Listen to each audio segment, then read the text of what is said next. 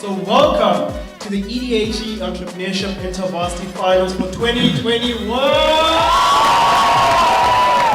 That is more like it.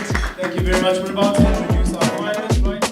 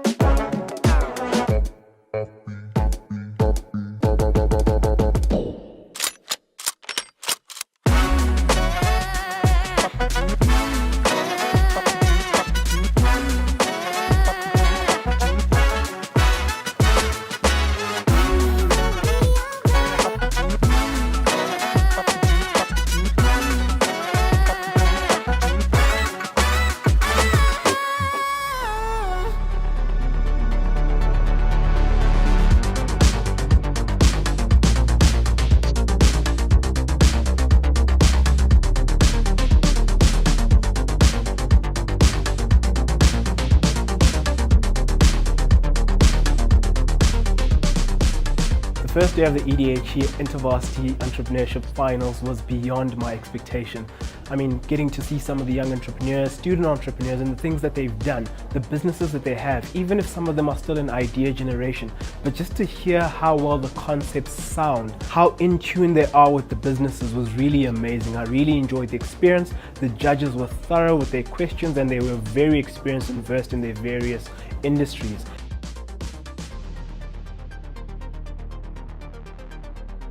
Firstly, this is the only event that's like this in just the whole of South Africa. You don't get any other events like this. I feel like, meeting people here, people from high places, I've never met so many people, so many well-established, successful people in just one venue like this, and just being able to share the same space with them and socialize. The networking opportunity is amazing. You get to meet students from across the country, completely different universities, just doing something completely different to your business, but just having to bounce ideas off each other. So that's amazing. And in terms of the experience, it's phenomenal. In terms of like changing your whole perspective as an entrepreneur, you don't really get this opportunity in terms of getting students from universities to give off what they've been working on. The most interesting thing and the most significant thing is how many people want to create social change. It's something that I feel very deeply about, and it's amazing to see how many other young people feel the same way. I think just learning that there's so much, just such gift and growth in youth and entrepreneurship in our country, and that gives me so much hope for our country.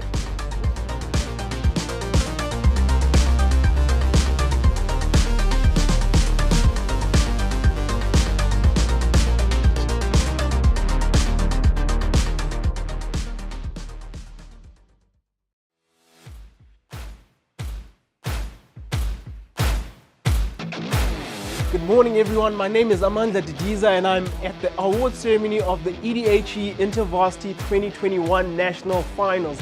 It's an epic day and it promises to only get better. Yesterday was fun, filled with buzz, life and laughter. The crowd is going crazy inside, the vibe is nice and everyone is just excited. The participants are all ready. We're going to have one winner, but we're going to have category winners and it's going to be an amazing day. So enjoy it and take care.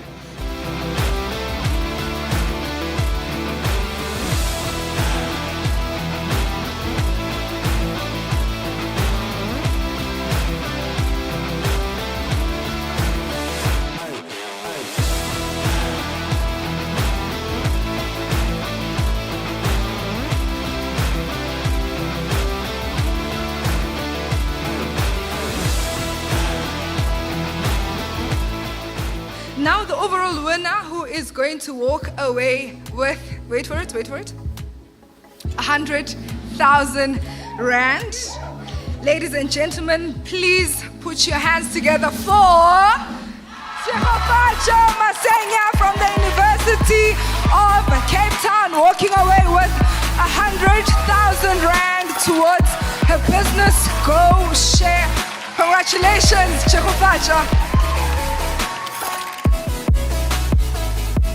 I did not think I was going to win this competition, but I was definitely hopeful. I mean, as you go into a competition, you have to have some kind of hope, so I had hope. I was really hoping to win. To be quite honest, I'm really happy to have seen the reception from people, and it's validating that this is a true need. So that's been my favorite thing. It's been my highlight to see that it's not just an idea that's abstract, but it's actually something that is needed. So that's been amazing to see. We'll see you again next year for another Lokotla, another Intervarsity, and another edition of the Student Entrepreneurship Awards. Give yourselves a round of applause for a fantastic event and day, guys.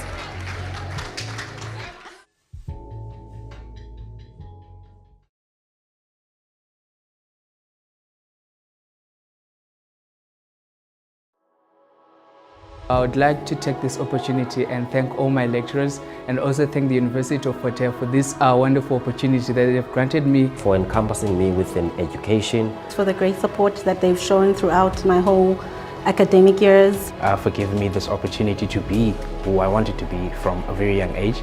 And I'm so grateful to all my lecturers for always just being there for us as students. For their support. They've managed to support me financially, spiritually and emotionally in all areas of life. So I would really encourage everyone to come to Fort Hare. It's quite a cool experience to be part of it. Because of the diversity and the support and all the incredible people we get to meet at Fort Hare. The school offers all the resources that you require for you to succeed in everything that you do. The University of Fort Hare as a whole is really a home. They are friendly and they are kind and they are welcoming. Being at UFH, it's a different story. You are home, away from home. Had I not come here, I wouldn't be here today.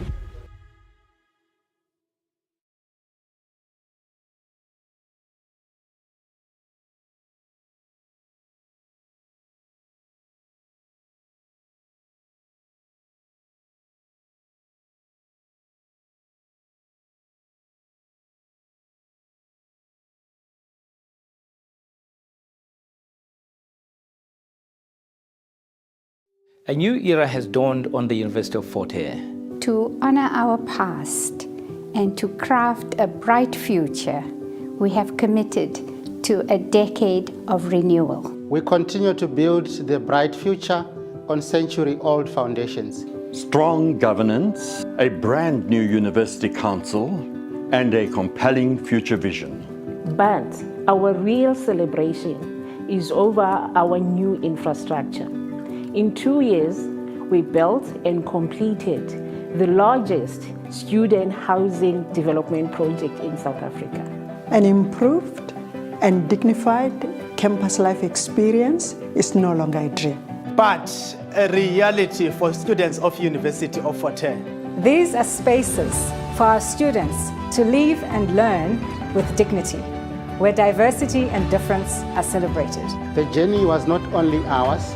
We want to thank our partners, the Department of Higher Education and Training, the Development Bank of Southern Africa, and the European Union. Thank you to my colleagues and the University of Fort Hare project team for steering this project through calm and turbulent waters.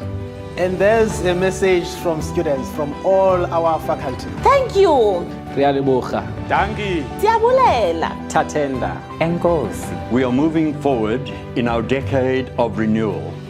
Together in excellence. Together in excellence. Together in excellence. Together in excellence.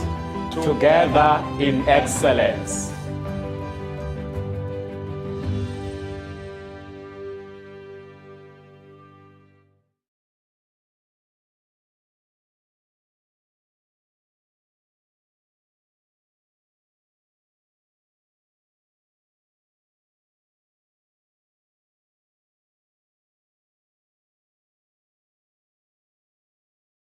So welcome to the EDHE Entrepreneurship Intervarsity Finals for 2021!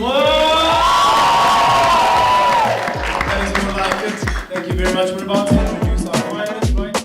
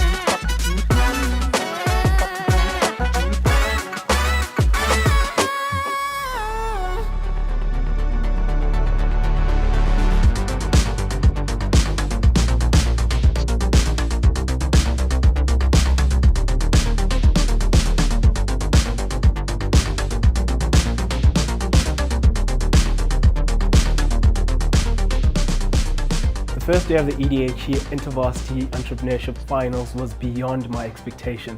I mean, getting to see some of the young entrepreneurs, student entrepreneurs, and the things that they've done, the businesses that they have, even if some of them are still in idea generation, but just to hear how well the concepts sound, how in tune they are with the businesses was really amazing. I really enjoyed the experience. The judges were thorough with their questions and they were very experienced and versed in their various industries.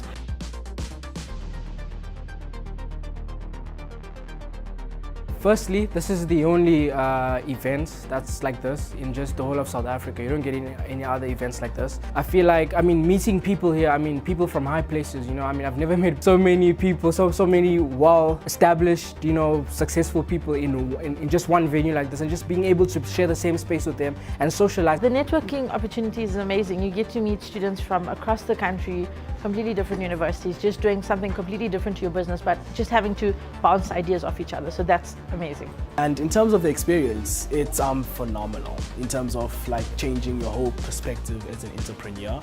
You don't really get this opportunity in terms of getting students from universities to give off what they've been working on. The most interesting thing and the most significant thing is how many people want to create social change. It's something that I feel very deeply about, and it's amazing to see how many other young people feel the same way. I think just learning that there's so much, just such gift and growth in youth and entrepreneurship in our country, and that gives me so much hope for our country.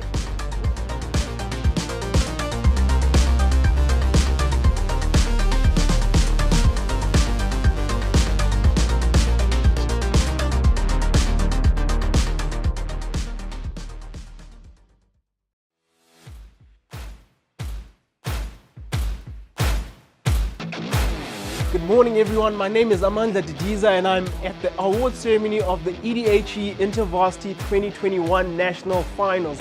It's an epic day and it promises to only get better. Yesterday was fun, filled with buzz, life and laughter. The crowd is going crazy inside, the vibe is nice and everyone is just excited. The participants are all ready. We're going to have one winner, but we're going to have category winners and it's going to be an amazing day. So enjoy it and take care.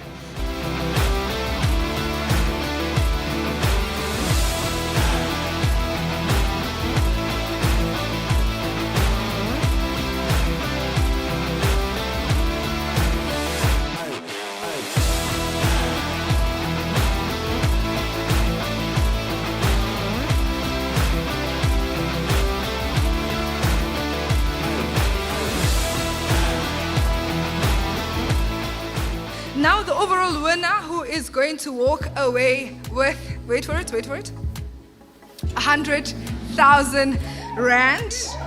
Ladies and gentlemen, please put your hands together for Tshegofatso Masenya from the University of Cape Town, walking away with 100,000 Rand towards her business Go Share. Congratulations, Tshegofatso. I did not think I was going to win this competition, but I was definitely hopeful. As you go into a competition, you have to have some kind of hope, so I had hope. I was really hoping to win. To be quite honest, I'm really happy to have seen the reception from people, and it's validating that this is a true need. So that's been my favorite thing. It's been my highlight to see that it's not just an idea that's abstract, but it's actually something that is needed. So that's been amazing to see. We'll see you again next year for another Lokhotla, another Intervarsity, and another edition of the Student Entrepreneurship Awards. Give yourselves a round of applause for a fantastic event and day, guys.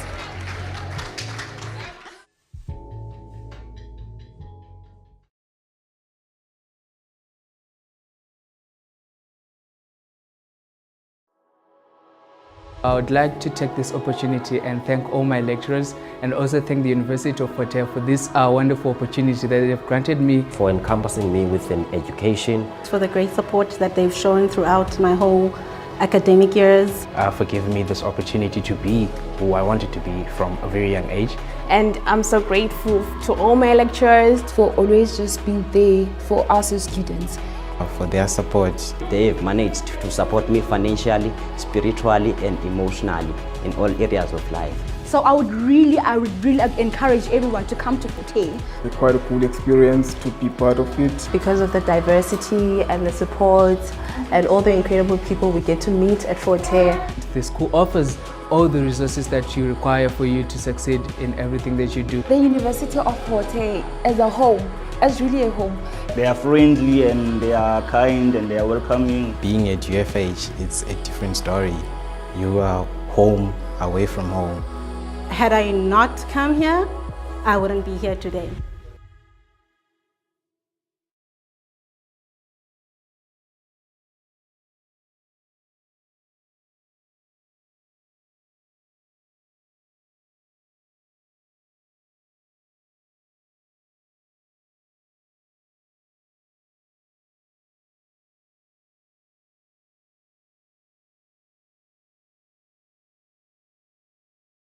A new era has dawned on the University of Forte.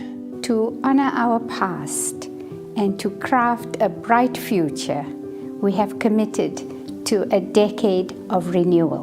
We continue to build the bright future on century-old foundations. Strong governance, a brand new university council, and a compelling future vision. But our real celebration is over our new infrastructure. In 2 years, we built and completed the largest student housing development project in South Africa. An improved and dignified campus life experience is no longer a dream, but a reality for students of University of Forte. These are spaces for our students to live and learn with dignity, where diversity and difference are celebrated. The journey was not only ours. We want to thank our partners, the Department of Higher Education and Training, the Development Bank of Southern Africa, and the European Union. Thank you to my colleagues and the University of Forte project team for steering this project through calm and turbulent waters. And there's a message from students from all our faculty. Thank you. Dangi. Siyabulela. Tatenda. Enkosi. We are moving forward in our decade of renewal. Together in excellence. Together in excellence. Together in excellence. Together in excellence. Together in excellence.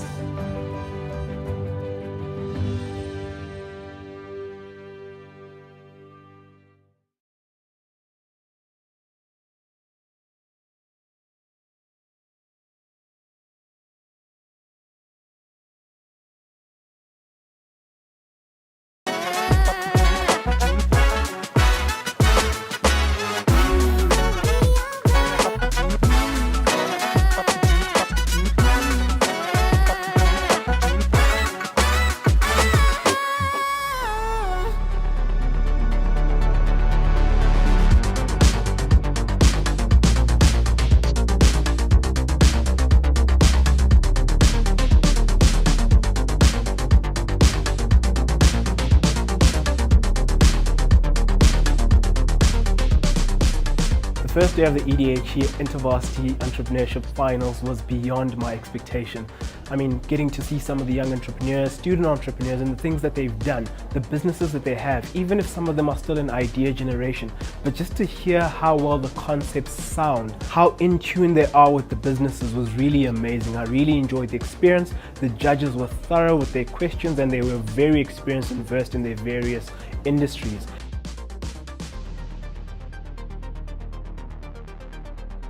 Firstly, this is the only event that's like this in just the whole of South Africa. You don't get any other events like this. I feel like, I mean, meeting people here, I mean, people from high places, you know, I mean, I've never met so many people, so many well-established, you know, successful people in just one venue like this, and just being able to share the same space with them and socialize. The networking opportunity is amazing. You get to meet students who's just doing something completely different to your business, but just having to bounce ideas off each other. So that's amazing. And in terms of the experience, it's phenomenal in terms of like changing your whole perspective as an entrepreneur. You don't really get this opportunity in terms of getting students from universities to give off what they've been working on. The most interesting thing and the most significant thing is how many people want to create social change. It's something that I feel very deeply about, and it's amazing to see how many other young people feel the same way. I think just learning that there's so much, just such gift and growth in youth and entrepreneurship in our country, and that gives me so much hope for our country.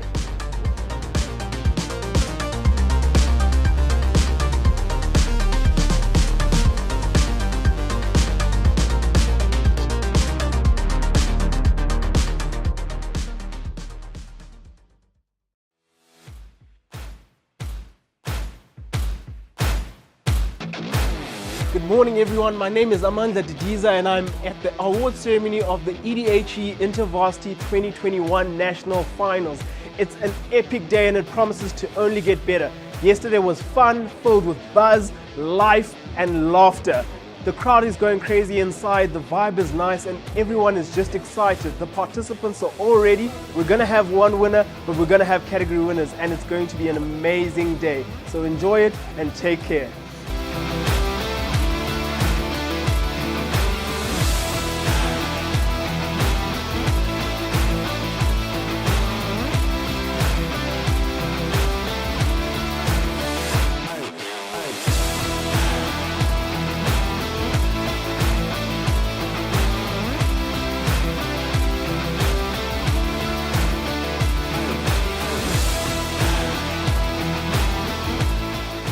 Now the overall winner, who is going to walk away with, wait for it, 100,000 Rand. Ladies and gentlemen, please put your hands together for Tshegofatso Masenya from the University of Cape Town, walking away with 100,000 Rand towards her business Go Share. Congratulations, Tshegofatso.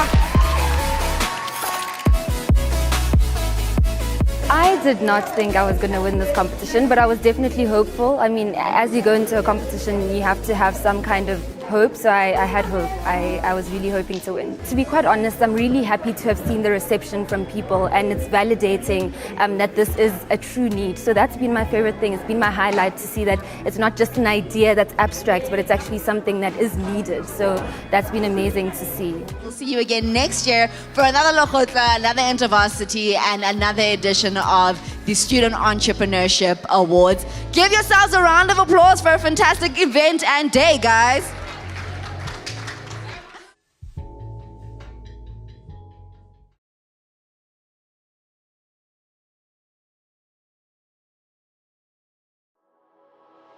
I would like to take this opportunity and thank all my lecturers and also thank the University of Fort Hare for this wonderful opportunity that they have granted me. For encompassing me with an education. For the great support that they've shown throughout my whole academic years. For giving me this opportunity to be who I wanted to be from a very young age. And I'm so grateful to all my lecturers for always just being there for us as students. For their support. They have managed to support me financially, spiritually and emotionally in all areas of life. So I would really encourage everyone to come to Fort Hare. It's quite a cool experience to be part of it. Because of the diversity and the support and all the incredible people we get to meet at Fort Hare. The school offers all the resources that you require for you to succeed in everything that you do. The University of Fort Hare as a home. It's really a home. They are friendly and they are kind and they are welcoming. Being at UFH, it's a different story. You are home, away from home.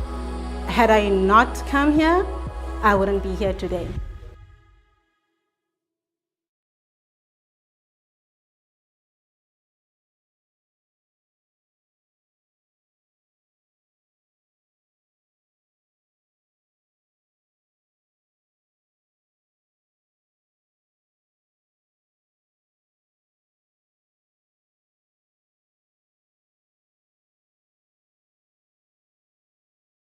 A new era has dawned on the University of Fort Hare. To honor our past and to craft a bright future, we have committed to a decade of renewal. We continue to build the bright future on century-old foundations. Strong governance, a brand new university council, and a compelling future vision. But our real celebration is over our new infrastructure. In 2 years, we built and completed the largest student housing development project in South Africa. An improved and dignified campus life experience is no longer a dream, but a reality for students of University of Fort Hare. These are spaces for our students to live and learn with dignity, where diversity and difference are celebrated. The journey was not only ours. We want to thank our partners, the Department of Higher Education and Training, the Development Bank of Southern Africa, and the European Union. Thank you to my colleagues and the University of Fort Hare project team for steering this project through calm and turbulent waters. And there's a message from students from all our faculty. Thank you. Dangi. Siyabulela. Tatenda. Enkosi. We are moving forward in our decade of renewal, together in excellence. Together in excellence. Together in excellence. Together in excellence. Together in excellence.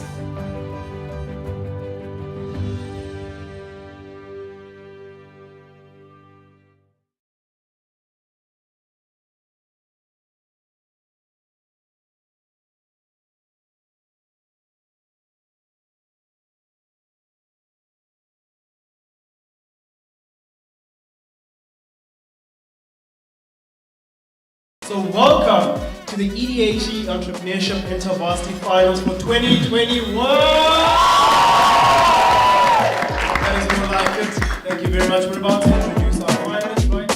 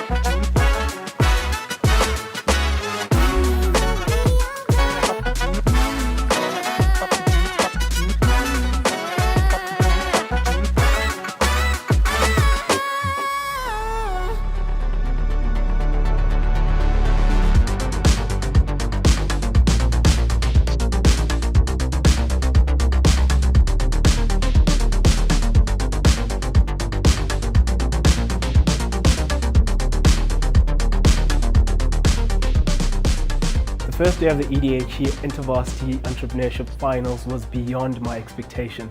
I mean, getting to see some of the young entrepreneurs, student entrepreneurs, and the things that they've done, the businesses that they have, even if some of them are still in idea generation, but just to hear how well the concepts sound, how in tune they are with the businesses was really amazing. I really enjoyed the experience. The judges were thorough with their questions and they were very experienced and versed in their various industries.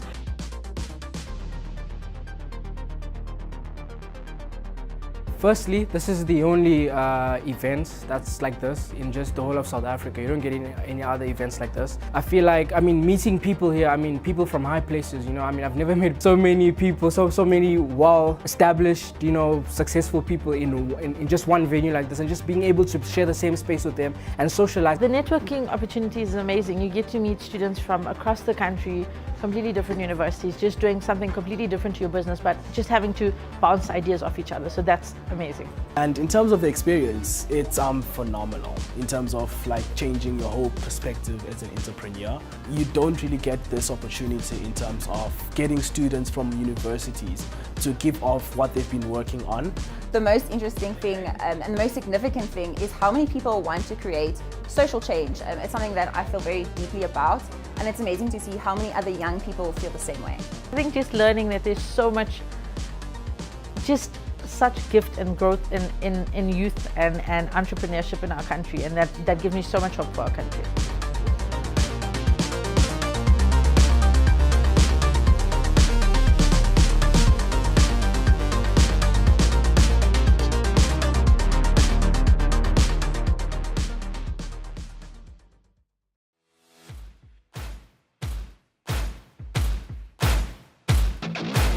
Good morning everyone, my name is Amanda Didiza and I'm at the award ceremony of the EDHE Intervarsity 2021 National Finals.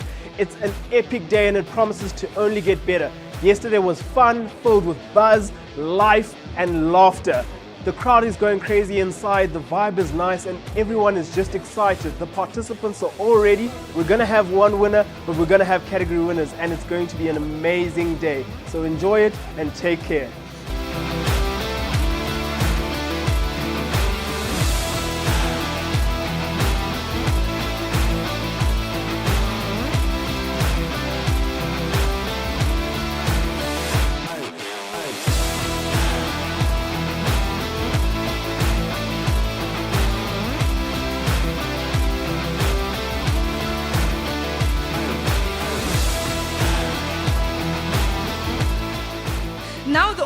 winner who is going to walk away with, wait for it, 100,000 Rand. Ladies and gentlemen, please put your hands together for Tshegofatso Masenya from the University of Cape Town, walking away with 100,000 Rand towards her business Go Share. Congratulations, Tshegofatso. I did not think I was going to win this competition, but I was definitely hopeful. I mean, as you go into a competition, you have to have some kind of hope, so I had hope. I was really hoping to win. To be quite honest, I'm really happy to have seen the reception from people, and it's validating that this is a true need. So that's been my favorite thing. It's been my highlight to see that it's not just an idea that's abstract, but it's actually something that is needed. So that's been amazing to see. We'll see you again next year for another Lokotla, another Intervarsity, and another edition of the Student Entrepreneurship Awards. Give yourselves a round of applause for a fantastic event and day, guys.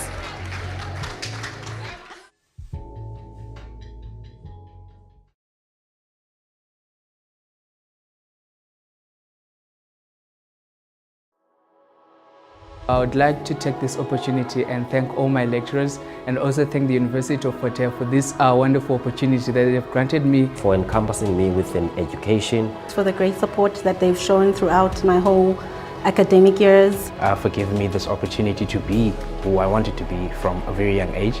And I'm so grateful to all my lecturers for always just being there for us as students. For their support. They've managed to support me financially, spiritually and emotionally in all areas of life. So I would really encourage everyone to come to Fort Hare. It's quite a cool experience to be part of it. Because of the diversity and the support and all the incredible people we get to meet at Fort Hare. The school offers all the resources that you require for you to succeed in everything that you do. The University of Fort Hare as a home is really a home. They are friendly and they are kind and they are welcoming. Being at UFH, it's a different story. You are home, away from home. Had I not come here, I wouldn't be here today.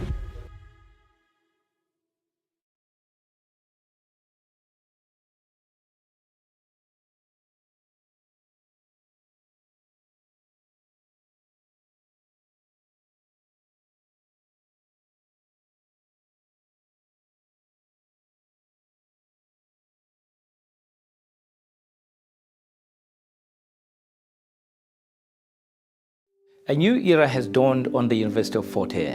To honor our past and to craft a bright future, we have committed to a decade of renewal. We continue to build the bright future on century-old foundations. Strong governance, a brand new university council, and a compelling future vision.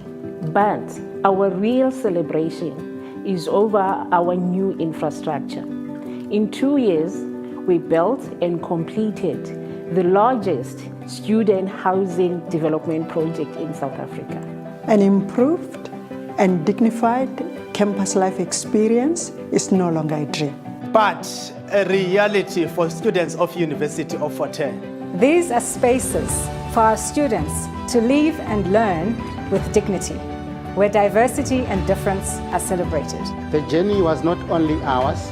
We want to thank our partners, the Department of Higher Education and Training, the Development Bank of Southern Africa, and the European Union. Thank you to my colleagues and the University of Fort Hare project team for steering this project through calm and turbulent waters. And there's a message from students from all our faculty. Thank you. Dangi. Siyabulela. Tatenda. Enkosi. We are moving forward in our decade of renewal. Together in excellence. Together in excellence. Together in excellence. Together in excellence. Together in excellence.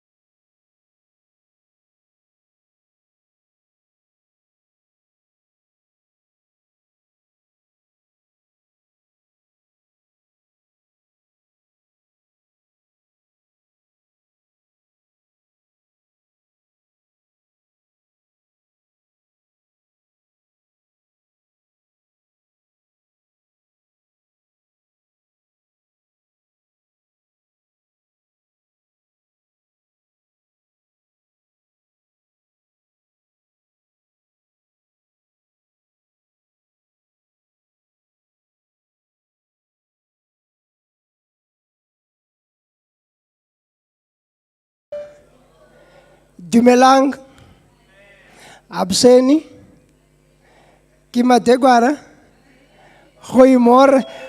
Okay, okay, that one. Okay, good morning, everyone. Let's get ready to start, guys. We are starting. I know you were a bit late, but we're gonna try to chase time, ne? Okay, standing before you is Kogweni Azame, and I'm gonna be your MC for the day. But okay,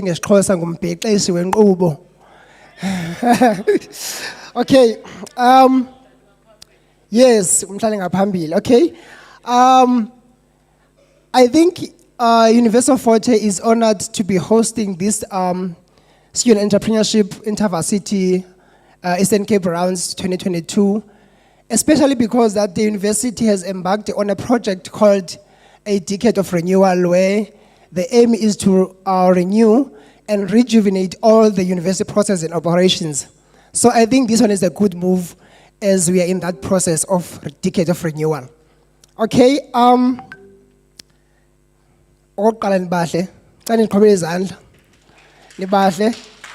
okay, so as the MC, program director, I'm going to be directing the program.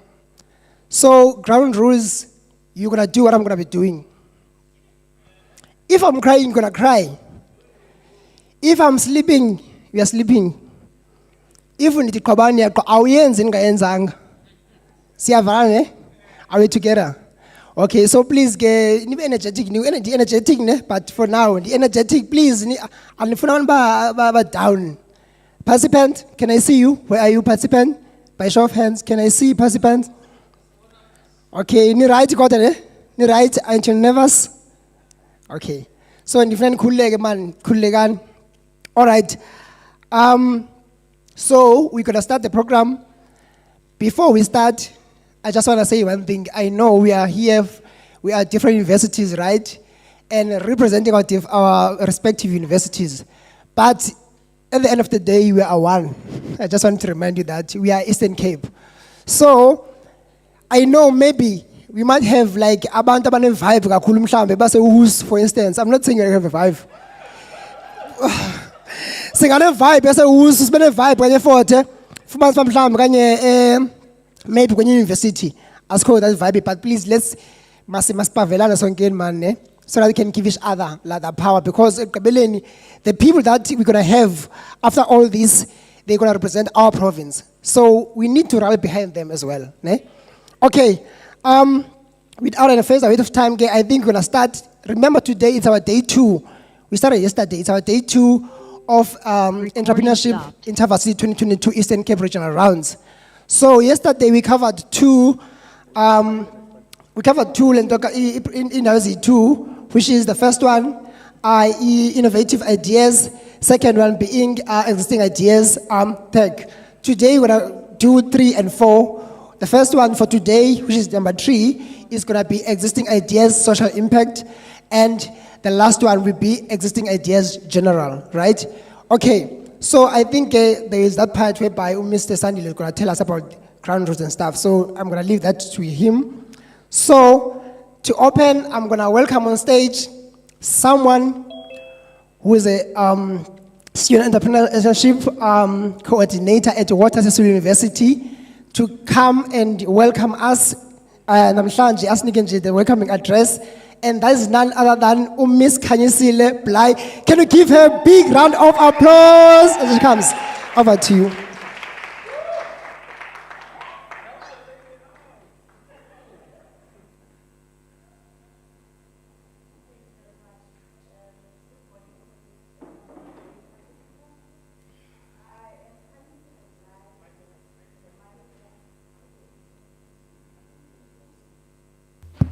Okay, thank you very much.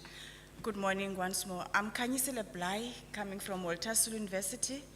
I'm the manager, student governance, leadership and development. I'm wearing the cap of being the coordinator, student entrepreneurship as well.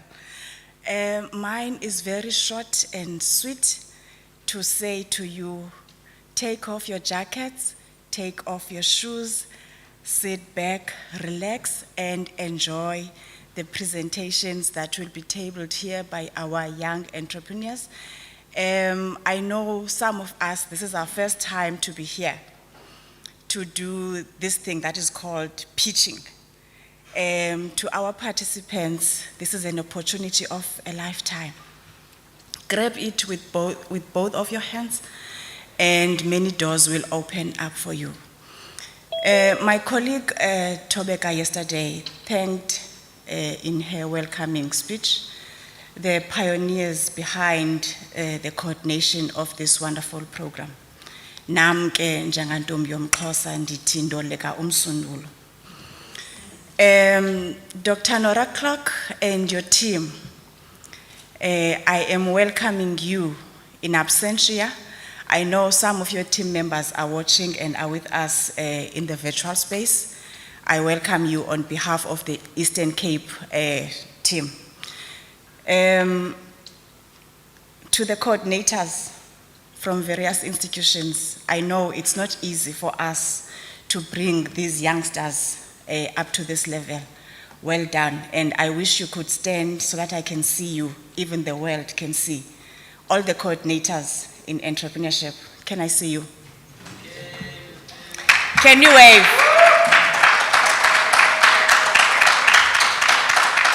Thank you very much. Can we see the participants? This is day 2.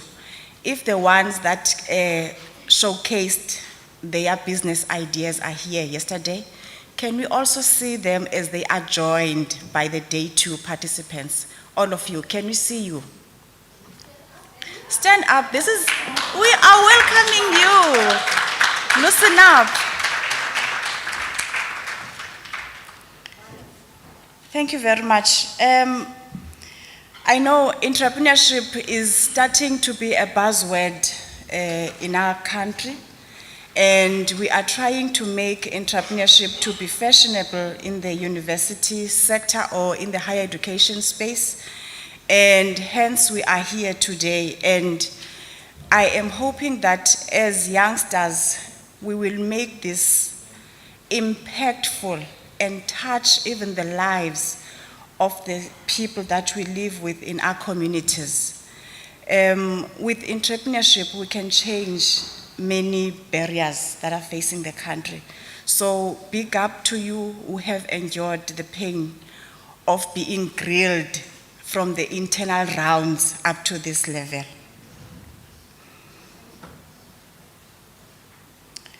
I wish to welcome Dr. Clark in absentia as well, because she is the champion of engagement with our partners as EDHE to make entrepreneurship where it is in the higher education space. In South Africa, we have a lot of brain powers, innovators, business leaders, and all what we can name. And this is why we are gathered here today, to make sure that we inspire and make these business ideas that you have a reality. And we have sponsors, which I cannot mention them by name because they are many. Some of you might take an opportunity to say, business idea A or B, this is an opportunity, I'm funding you. So when you take up the stage, claim your space as a young entrepreneur. We are not here to make speeches, but to listen to those who will be pitching. So with those few words, I'm saying take off your shoes if they are not smelly, enjoy the day, learn, network. Karen said, kwi team yake yase NMU, she encourages them to say, when you go to any venue or any space, make sure that you network and get 2 or 3 contact numbers of people who might make you positively, not who will like tease you apart or deter you from progressing. people who will nurture you positively. So this is an opportunity for us to relax, network, listen, encourage, and inspire each other. And I hope you will have a wonderful day. This is our last day in the Eastern Cape Regional Championships. And God is with us as we move forward. Enjoy your day. Our judges, I know this is a tough task. I hope you are enjoying as well. And welcome to East London and the Eastern Cape. Thank you very much, ladies and gentlemen.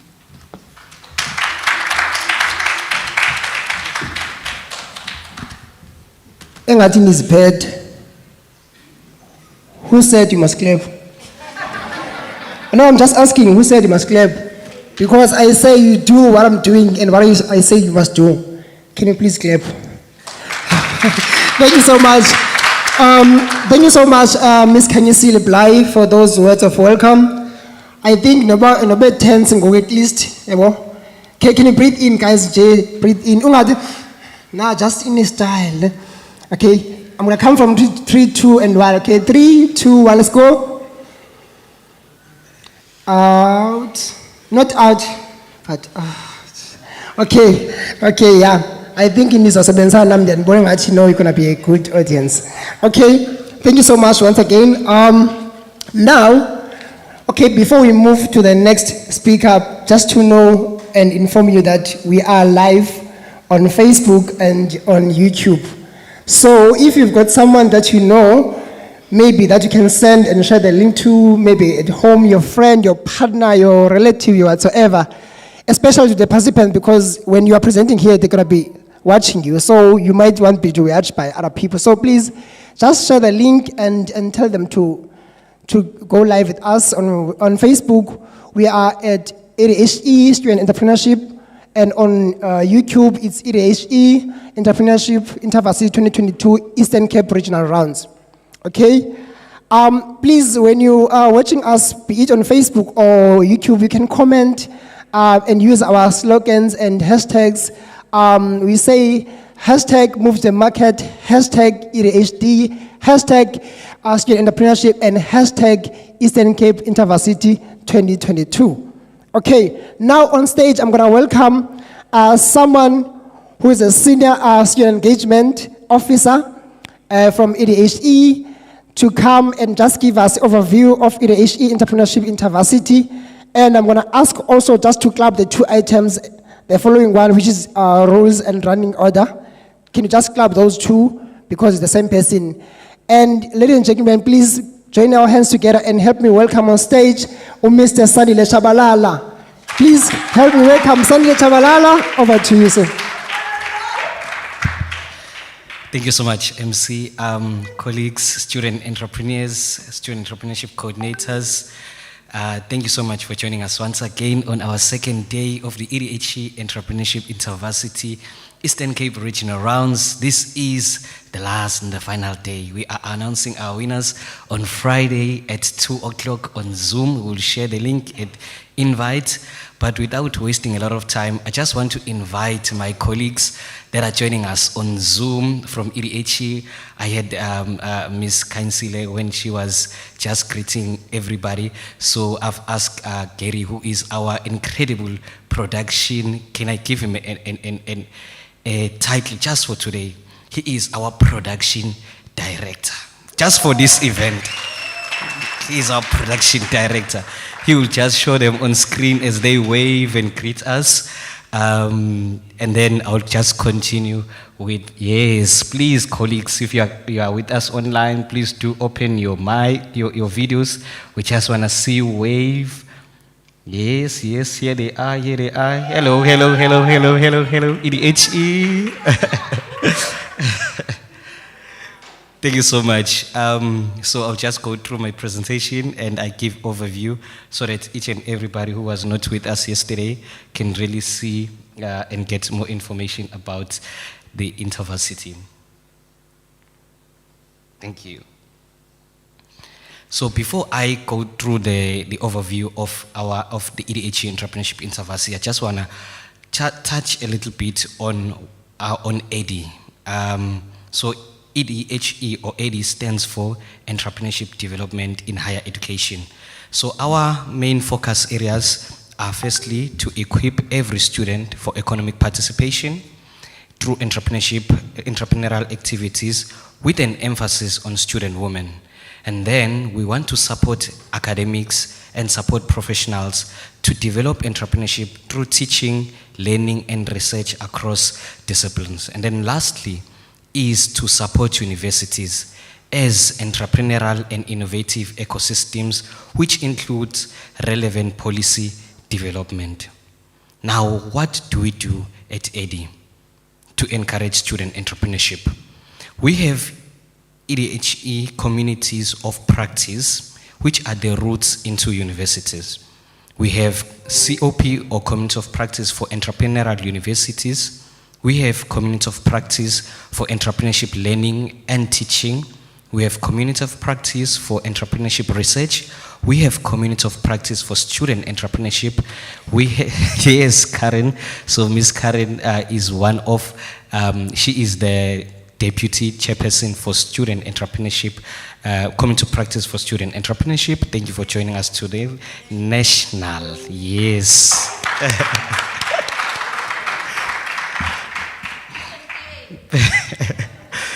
And then we have the Studentpreneurs Community of Practice, and then the recently launched Community of Practice for Entrepreneurial Alumni. And then we have student-focused projects. We have SWEEP, which is the Student Women Economic Empowerment Program, which has the aim to prepare student women for economic participation. We have the Studentpreneurs Indaba, which is a platform that we create to bring together the studentpreneurs to share best practices and to prepare them to be the future business leaders. And then we have the EDHE Entrepreneurship Intervarsity, which is why we are all gathered here in the Eastern Cape. And then lastly, we have the Student Entrepreneurship Week, which we present and invite universities to showcase their best practices. And then going straight to the overview of the EDHE Entrepreneurship Intervarsity 2022. Now, the competition is funded through the University Capacity Development Program of the Department of Higher Education, and it is supported by Universities South Africa, USAF. In partnership with the Alan Gray Opis Foundation, SAP Foundation, and Entrepreneurs Organization. Now, why do we have this competition? We want to identify the top studentpreneurs at the South African public universities, recognize and showcase their businesses, but also we want to invite investments to support the student businesses, and then lastly, do what is happening here, encourage universities to support student businesses. We also want entrepreneurship is a valuable skill for students to develop. It provides a great learning experience, learn the entrepreneurs and investors' perspective, demonstrate independence, creativity, determination, business savvy, and communication skills, and obtain valuable guidance. Those are some of the benefits that you will receive as an entrepreneur. Now we have 4 categories. Yesterday, we were busy with the innovative business ideas and the existing business tech. Today, we have the existing business social and the existing business general. 20,000 Rand is allocated to each category and a grand prize of 100,000 Rand to the top studentpreneur, which will be crowned at the national finals. This is an invitation, now wait for it, the 17th of November. Please do join us online to support not just your university, but to support the Eastern Cape regional finalists that are going to the finals to represent the Eastern Cape region. Now, I just want to acknowledge all the coordinators. We'll acknowledge them fully on Friday when we do the announcement. The task team that is really making this an incredible event, but also in the absentia, Mr. Lufuno Chikudu, who is the Dean of Students at the University of Fort Hare, and our lovely lady which welcomed us yesterday, Ms. Tobeka Msengana, who's the Manager of Student Counseling at the University of Fort Hare. But also now to introduce our adjudicators. Here in person, we have Mr. Morgan Naidu, who is the founder of INA and 316 Network Holdings.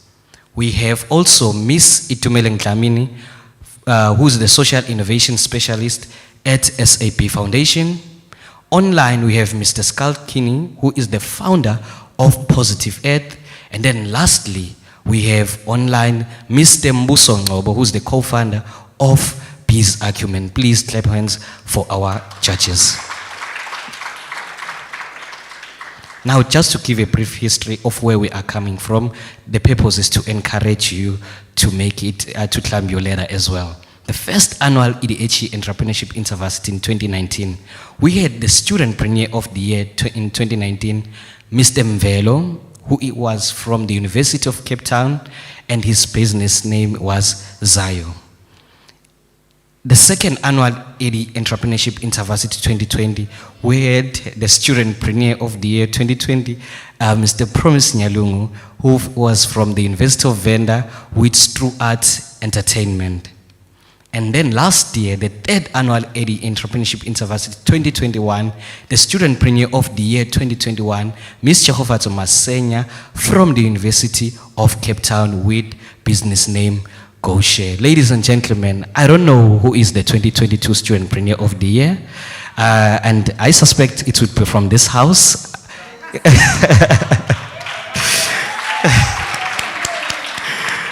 Welcome to the EDHE Entrepreneurship Intervarsity 2022 Eastern Cape Regional Round Day 2, hosted in partnership with the University of Fort Hare. Thank you. Okay. Because I said clap when I say must clap. So congratulate them. Okay. Yeah. Someone said yesterday the pressure is getting worse. And I think it's getting worse more today because it's the last day. After this day, it's the announcement of the people going to the finals. And I think, Babu Shabala, you are prophesying when you're saying the person must be here, the winner must be here, from the Eastern Cape. Ne? Yeah. And I'm sure I can see some faces, really promising faces here. Okay. All right. Time Komizan for that. Time Komizan. You come for what? Okay, Nyamamela, thank you so much. Okay, now I think Babu Shabala, you forgot to go for a rules. I will give Babu Shabala again to go just rules in J and order. How it's going to happen? Over to you again. Okay, we are ready to start. Our two judges are online, both of them. And we have our two judges here in person. We have all our participants here. We have three participants joining us online. Before we start, I would like to give you this information. Recording in progress. 7 minutes. 2 minutes for you to just test your presentation, your slides, clicker, and everything. 3 minutes for you now to present your business. And then the last 2 minutes for you to just give feedback to our incredible judges. Those are just the few things. We are going to start with the existing business social, and then we finish with existing business general. Ladies and gentlemen, the moment of truth. All the best to our participants. We will definitely see you on Friday when we announce our winners. Thank you. Okay. All right. Thank you so much, Mr. Shabalala. Yes, I think the rules are clear. But just one thing I think you forgot to mention is that when you are presenting the 3 minutes, right? there's a screen right there where you're gonna see time. Remember, you allocated 3 minutes, right? Tina, sitting down there, we can see the time here, but you can't see when, and you have your own screen right there. You can see, as you be presenting here, you're gonna see the time there. Already I can see the time. It's 3 minutes, and it's gonna count down. When it reaches 1, you stop immediately. And if you don't stop, I'm gonna stop you. And I don't think you want that. Yes. Yeah, when it's 0, 0, 0 by 3, 0 and 0, 0, you know that the time is up. Then you must stop and wait for questions from the judges, and also you're gonna respond in, remember, 2 minutes, right? Okay, now we're gonna start. But just before we start, who knows about in Xhosa, in Xhosa, about tendon? Both, like, economeshilo somewhere? Yeah, economeshilo pa inqanawa, yeah? So, in Xhosa, no, what you can say both of sheep, okay? In Xhosa, we say it inqanawa, ne? So, in Xhosa, xa sithi wothukile, sithi utheni? Uthenqa, ne? Utheni? Nqa. So, just 1 minute. Now, I was asking someone, how elgama lithi inqanawa lavela njani? And I was asking an adult, and someone told me, Uti, remember most back then, we were colonized, and then the colonizers, when they came through Cape Town. By then it was called a Cape of Good Hope, ne? When they came through inqanawa in both. So, xa befika pha, someone saw something huge and enormous thing, pha elwandle. This thing is floating. So, wabuza, yintoni le ifloatayo, yintoni le leya? Uyaqala mos uyibona. Nansi into years. And remember, Tina, most back then, as special black people, we didn't know about these things, imoto. They were not for us. So, wayibona lanto. Upon wayibona, and then he ran. Oh, I wonder, what is that? And he went and called someone. Yo, khawuzobona, there is something there. And you know what? Xa uyibona uzothi nqa. Hey, weza noma xa isithi uyajonga, wafuka bo hibo yintoni inkulu ingathi indlu but iyahamba, wathi nqa. Kwavela kuthiwa inqanawe. So that's how the word came about, ke inqanawe. So xa kubuza umuntu uba yintoni inqanawe okanye yavela njani, so today you know. Okay. Kudla ngothiwa ke kwi-programs, since I've been an MC, kwi-programs endihamba kuzo nengindive kuzo, is that i-program ka-MC will never be the same the program yakho oyiphetheyo. Kukhona different levels, yebo? Levels mos, ne? Okay? So every program is going to be different a bit from yours, but iyafana, but it's different. Okay? Now we're going to start on the category 3, which is existing business ideas, social impact. But on your program, number 1, Guhamwelo Makwe, from NMU, and who's going to join us virtually. But now we're going to start with participant number 2. We're going to be joined later by that person, number 1. We're going to start from participant number 2, and Kuluma Ngomayeza from EDHE University. So, can I see? Can we see Wusu by show? Can you say Wusu? Can I see University of Fort Hare? Can I see Rhodes University? Nelson Mandela University. Okay, thank you so much, guys. Thank you so much. Okay, guys, without any further waste of time, please help me welcome on stage our second participant, who is the first participant, Kuluma Ngomayeza from EDHE University. Give it up for you.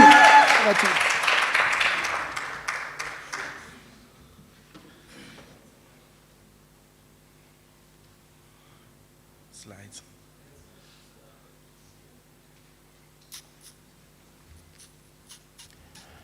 Guys, i-pressure kabe wesi ngoku.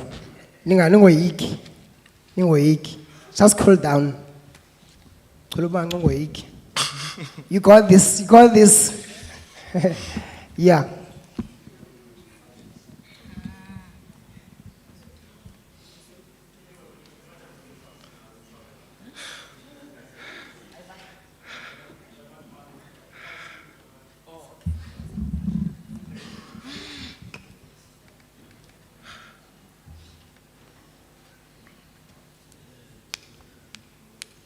Ungoyiki. Ndinawe.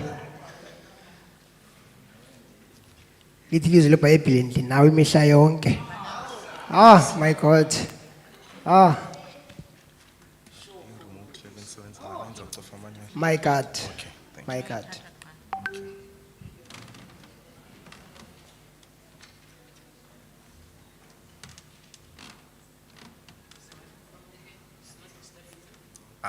Ayiniphazamise Nkosi.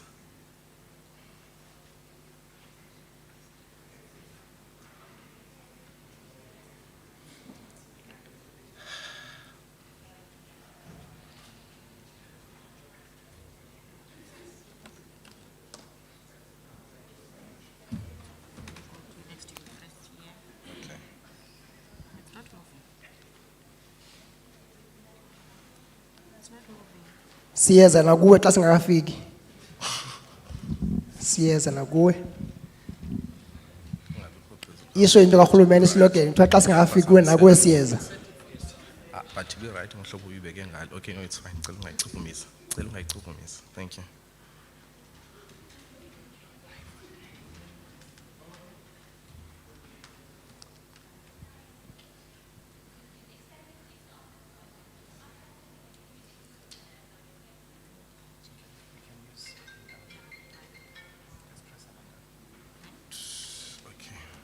No problem.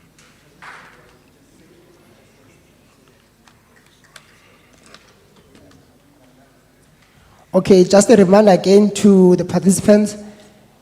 As you're going to be presenting, you're going to see the time there, your 3 minutes, and it's going to start from 3 to 00. When it gets to 0, or yeah, when it reaches 00, then you stop. Yes.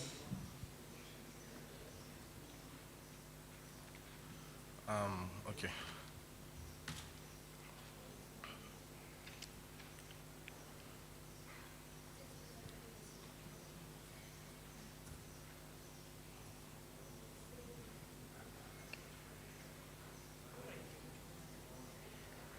Okay, you may start.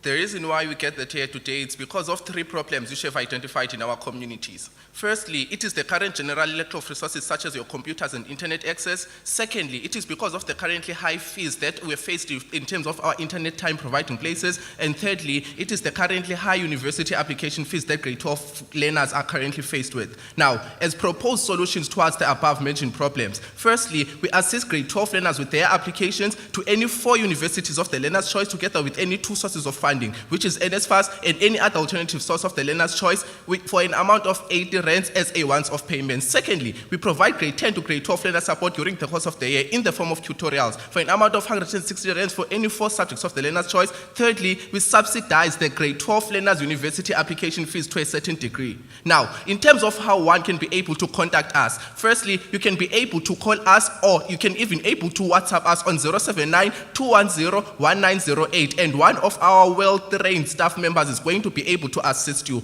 as evidenced by our demand, which happens to overwhelm our current supply. Now, in terms of how we choose to differentiate ourselves from the rest of our competitors, there are 3 things. Firstly, it is our pricing and accessibility. Secondly, it is our social impact. And thirdly, it is the 2 core values which we pride ourselves in. Firstly, in terms of our pricing and accessibility, currently we provide any 4 for an amount of 160 rands instead of any 2 for an amount of 700 rands as the current market price, meaning that our tutorials are both affordable and accessible to all the middle, the lower, and the upper class as our primary target market. Secondly, in terms of our social impact, currently speaking, we provide job opportunities to both educated and non-educated general members of the public in the form of being external ambassadors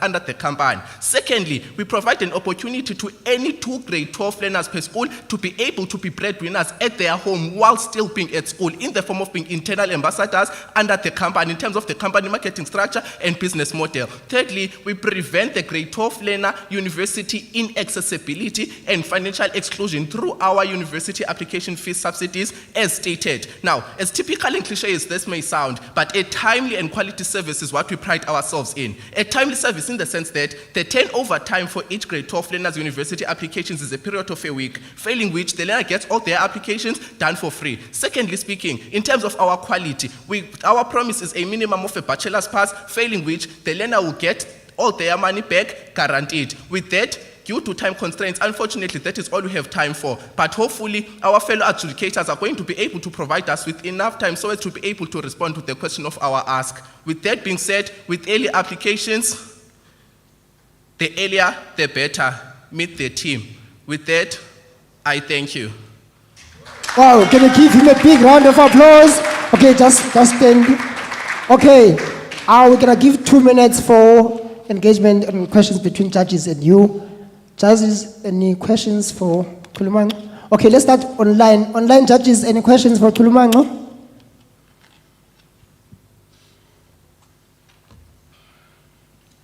Online judges, any questions for Tulumango? Hi, yes, thank you so much for your presentation. Can you just take me to your operations slide? Like, what is the product or service that you're delivering? Can you just maybe just explain it slowly?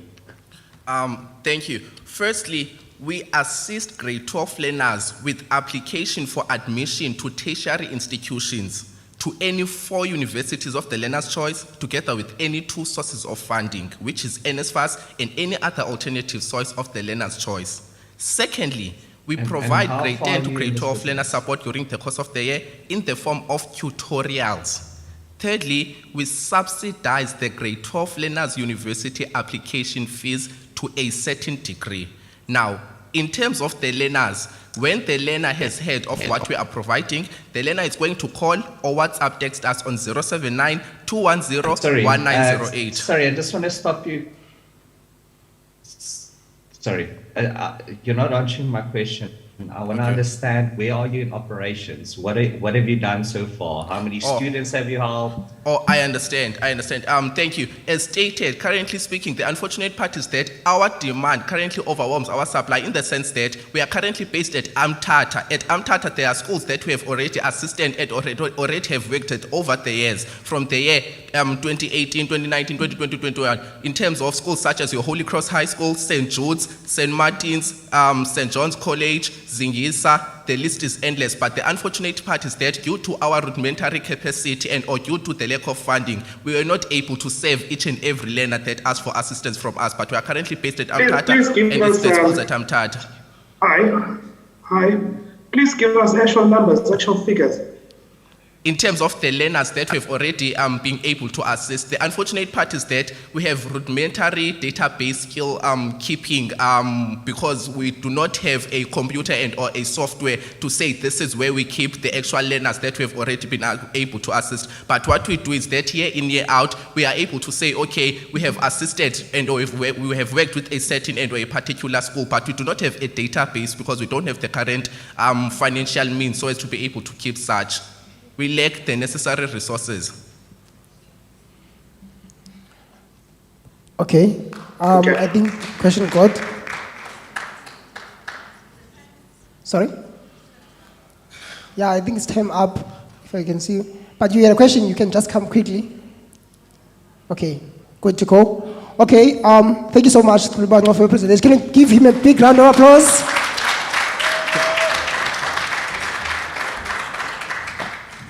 All right. Okay. 1, 2. Okay, thank you so much. Now we're going to move to our third participant, which is the second one in this case. And this one is going to join us virtually. And it's Morakana Madiba from Rose University is going to join us online. Morakana, are you there? Okay. Yes, I'm there. I'm sharing my screen right now.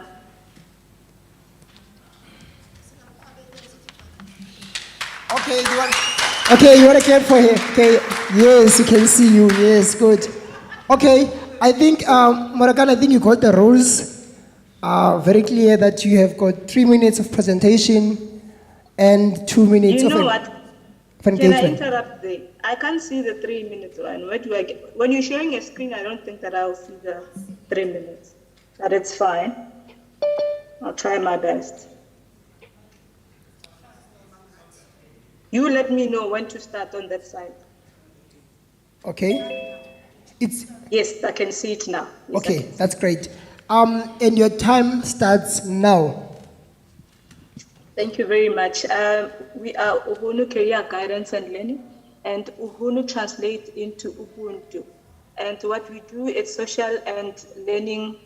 It's a social and learning organization that specializes in facilitating education that improves individuals and companies to reach their optimum capabilities. And what we do is to help individuals and companies to strategize and plan and actualize in order to drive innovation, agility, adaptability, and sustainability for their careers and companies. And our core value is for them to compete ethically and professionally. So what we picked up is that through the research that I've done for my master's work, and as well as the DTI and Green Matter, we identified that there's actually Africa and South Africa is very much dominated by youth, and these youth are very much under poverty and are unemployed, and there's an increased number of out-of-school youth, and most of them, they're trying this idea of entrepreneurship, and many of them actually, they fail within the first and second year. And what happens is that even those that are trying to enroll in higher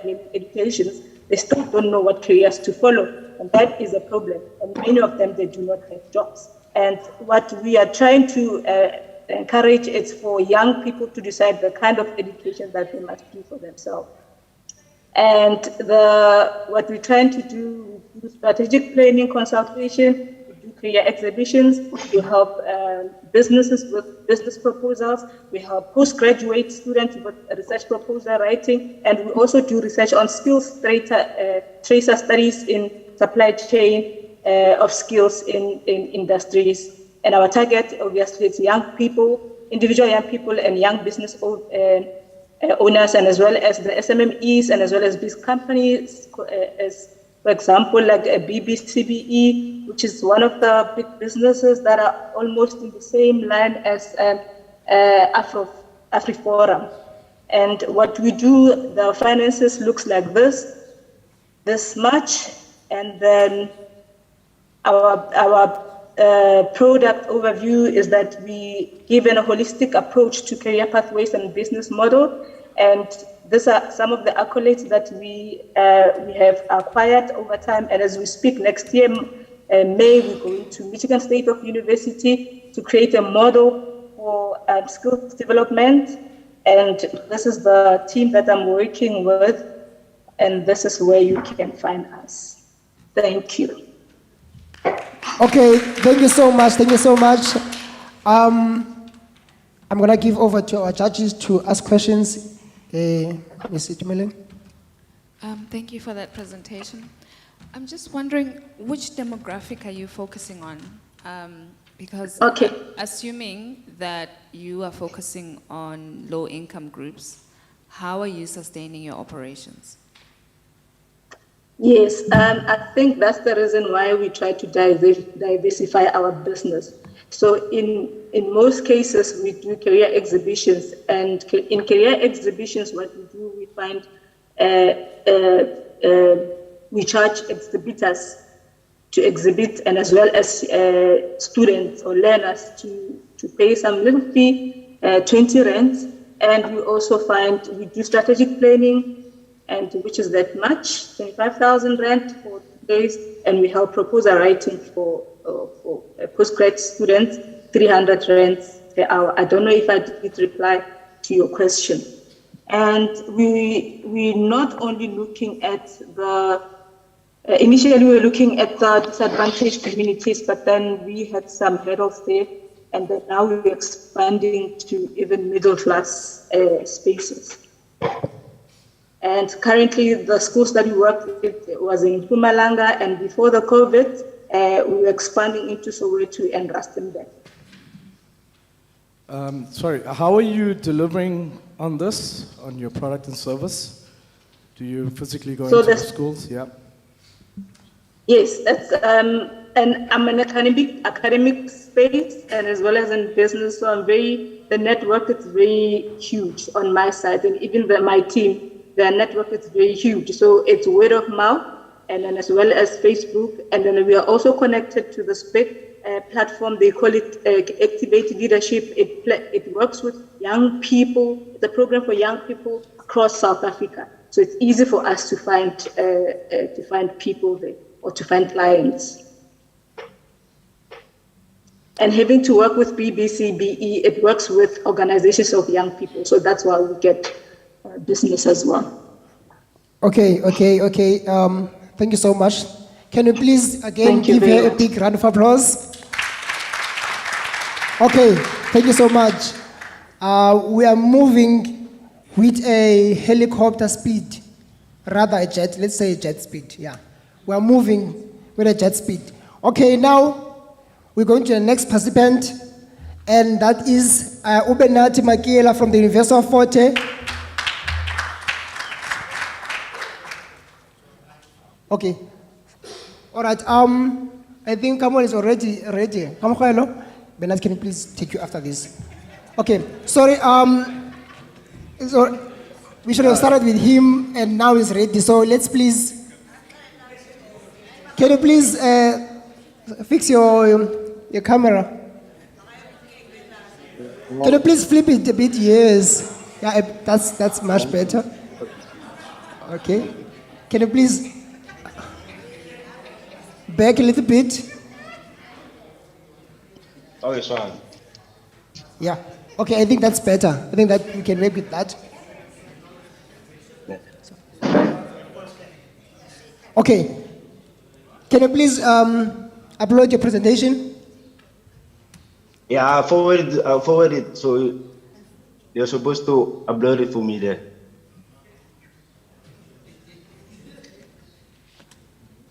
Yeah. No. No, it's not that one. No, it's recent records. Recent records.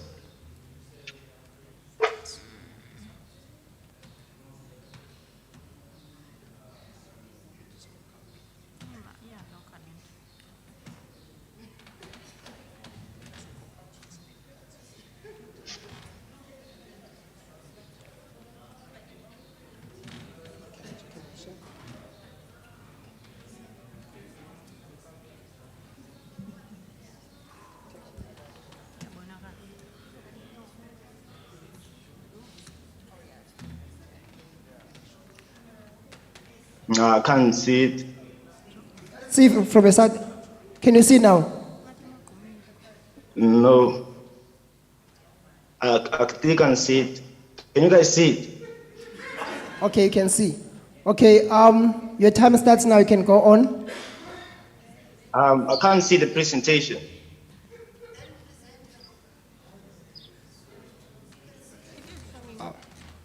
Okay, can we trying to sort it out?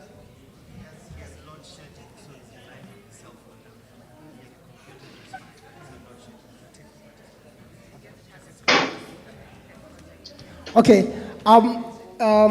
just to give an update, what's going on is that he has a lot of shedding, so he's using his phone, so he can't use the phone for the camera and also for viewing the presentation, but you've got the presentation here. So can you just bear with him a bit? Can you see it now? Can you see the presentation? Kamukano?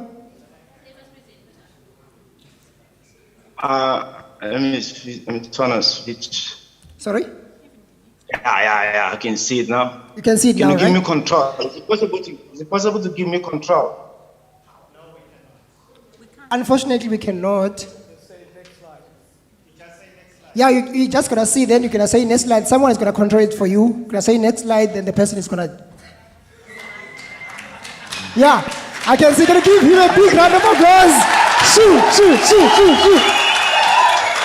All right. Yeah. Okay. Ready? Come on, can you start now? Sure. Let's go. Okay, hi. My name is Mamdoka Mahola. I'm a 30 years accounting student Nelson Mandela and the founder of Beecham Record. Next. As you can see, there's a huge gender inequality problem in the music industry and a huge bad redistribution of income system to accompany that fact. Next. That's where we come in. As Richard Records, we provide disadvantaged artists and female artists a platform to further out their careers. Next. We're established last year. We're a multi-genre independent record label with value, passion, and teamwork. Next. We have 100% inventory system, so it means we contribute 100% to the environment, and we have changed at least artistic life ever since we established last year. Next. We target any artist from 16 to 17 years from a disadvantaged background, any average citizen who listens to music, any person who listens to music for commercial purposes, films, and other media houses. Next. We use the hybrid dynamic business model. First one, double S chain collection. We utilize our resources to target multiple clients like B2B and B2P. The second one, ongoing flexibility, where we continuously adapt to new markets and trends. And the last one of which are touching the previous slide, visual inventory. Next. These are market analysis. Next. And these are products, albums, LPs, singles, and mixes. And then our services, artist development, publishing, and promotions. Next. This is our first table produced last year by our producer TT and a Russian producer Altek. But before they were taking Ukraine, it improves sleep, concentration, your level of studying and productivity, and it is endorsed by Pastor and other fellow artists. Next. Our operation, our unique build produces what we use the cutting-edge contact production suite, which is made of a laptop mic, audio processor, and monitors to produce fast up. There's a lot of products at a fast rate of good quality at zero cost and at a high cost. And that is our leverage competitive advantage. Next. These are our current releases, high-low, steel race, the mixture for the of which were created by me and Jay from Cape Town, the comparison of artists from Nigeria and South Africa. And an NFT project, the Lost Tunes, will only be available on Hitpiece this week. Next. And then this is our traction and sales on YouTube, Facebook, Instagram, Spotify, Boomplay, Apple, and the likes. Next. And then this is a conversation with the Pastor, which is a multi-global winning artist. And he has 4 million followers on Instagram, and that's the Cowboy. I'm sure you know him. Next. And then this is as a music video shoot. Next. And then this is our marketing strategy. Next. Your time is up. Sorry. Thank you so much. Can you give him a big round of applause? Okay. And then can go on my financial plan. And then, yeah, this is what you do the 100K. Thank you. Okay. I love the energy and confidence. Next, eh? All right, next. Okay. Yeah, all right, now. We got this, man. We got this. We're everywhere. Okay, sorry. We're gonna go to the judges. Few questions. So there are no questions from the judge. Yes. I'm gonna give them time to ask. You were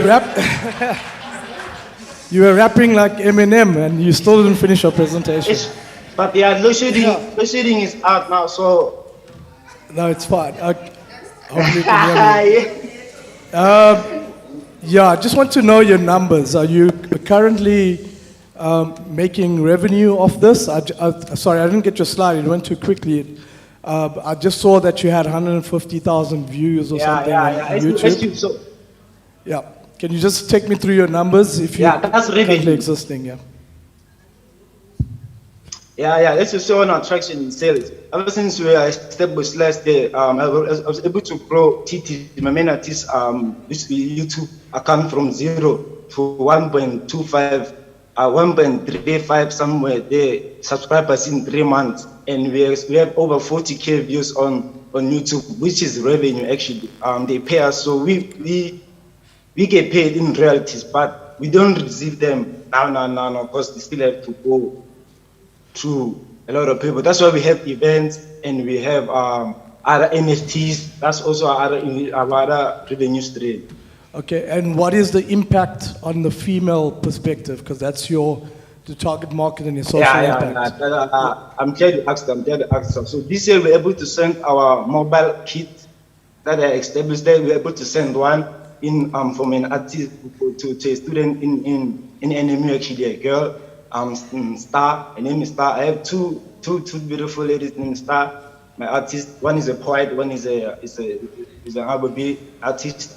And then the other one, we're working on getting for competition this year. We attend a lot of competitions. The results are going to be out on the DAT. And then the other one is still learning how to write. So probably next year you'll be hearing more from R&B hits from us. Okay, can we have a question quickly online? Is there a question on online, judges? Yes.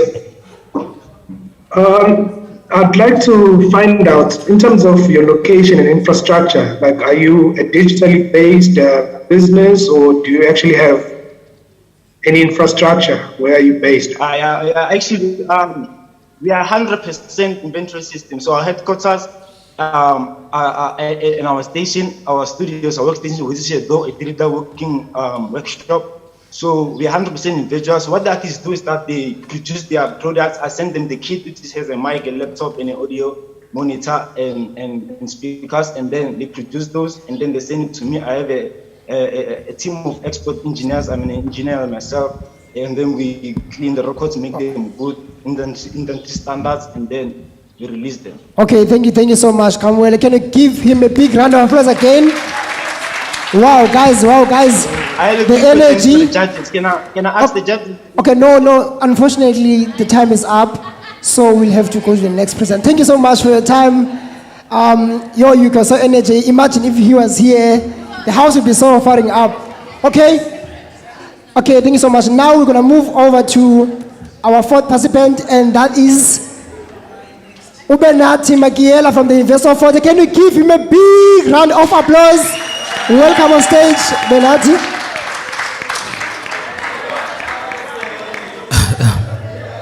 All right. Okay, thank you so much. Thank you. Yeah.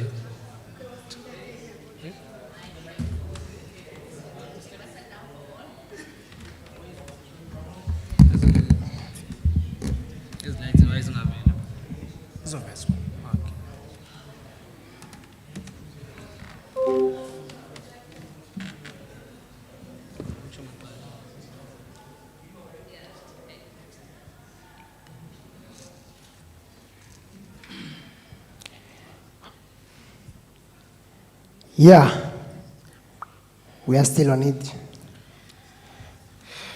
Your time starts now. The slide.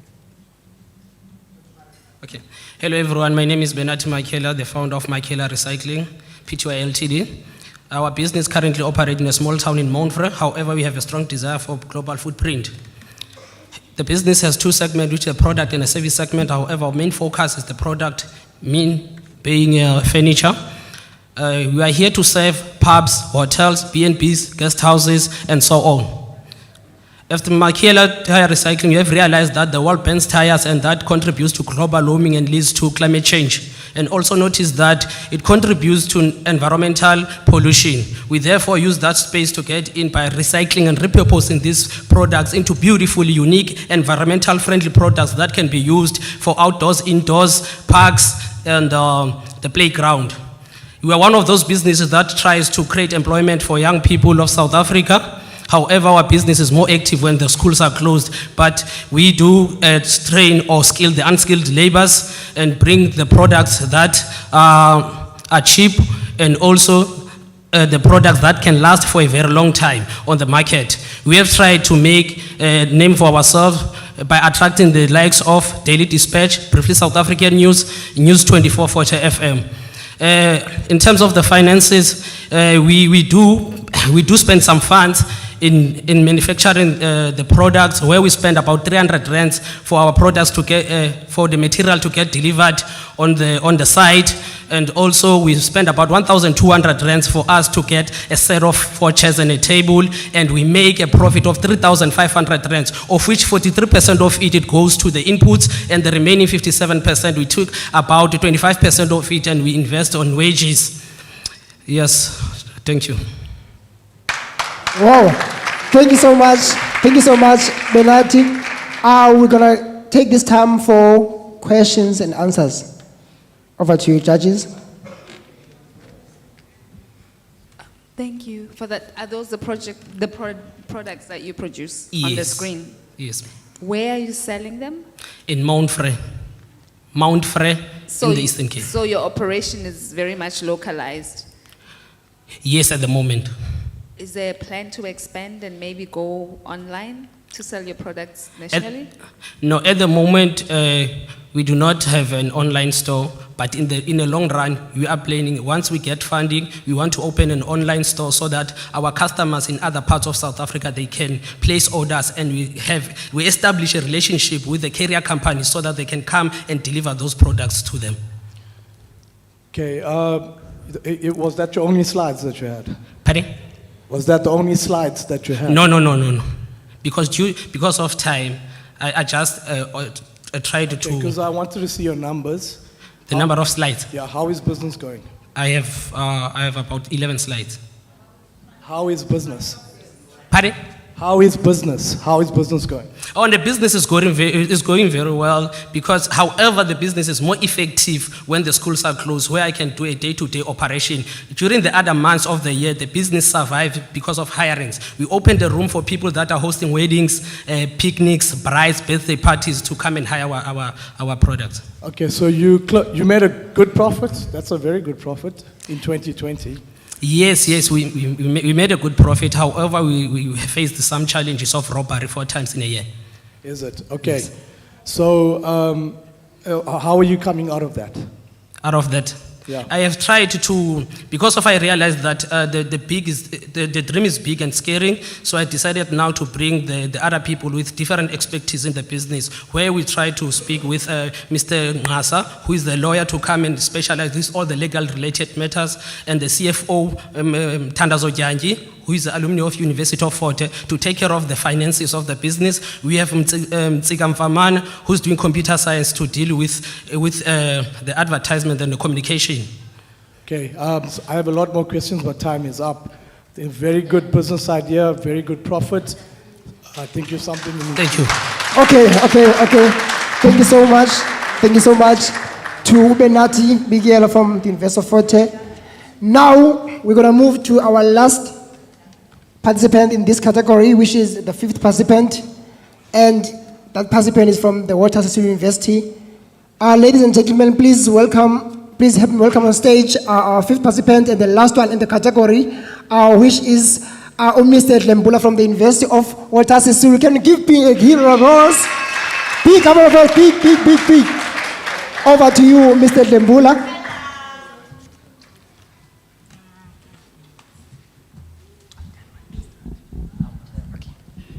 Yeah, the pressure is getting worse, but I think it's not worse. It's normal, yeah, and it's good.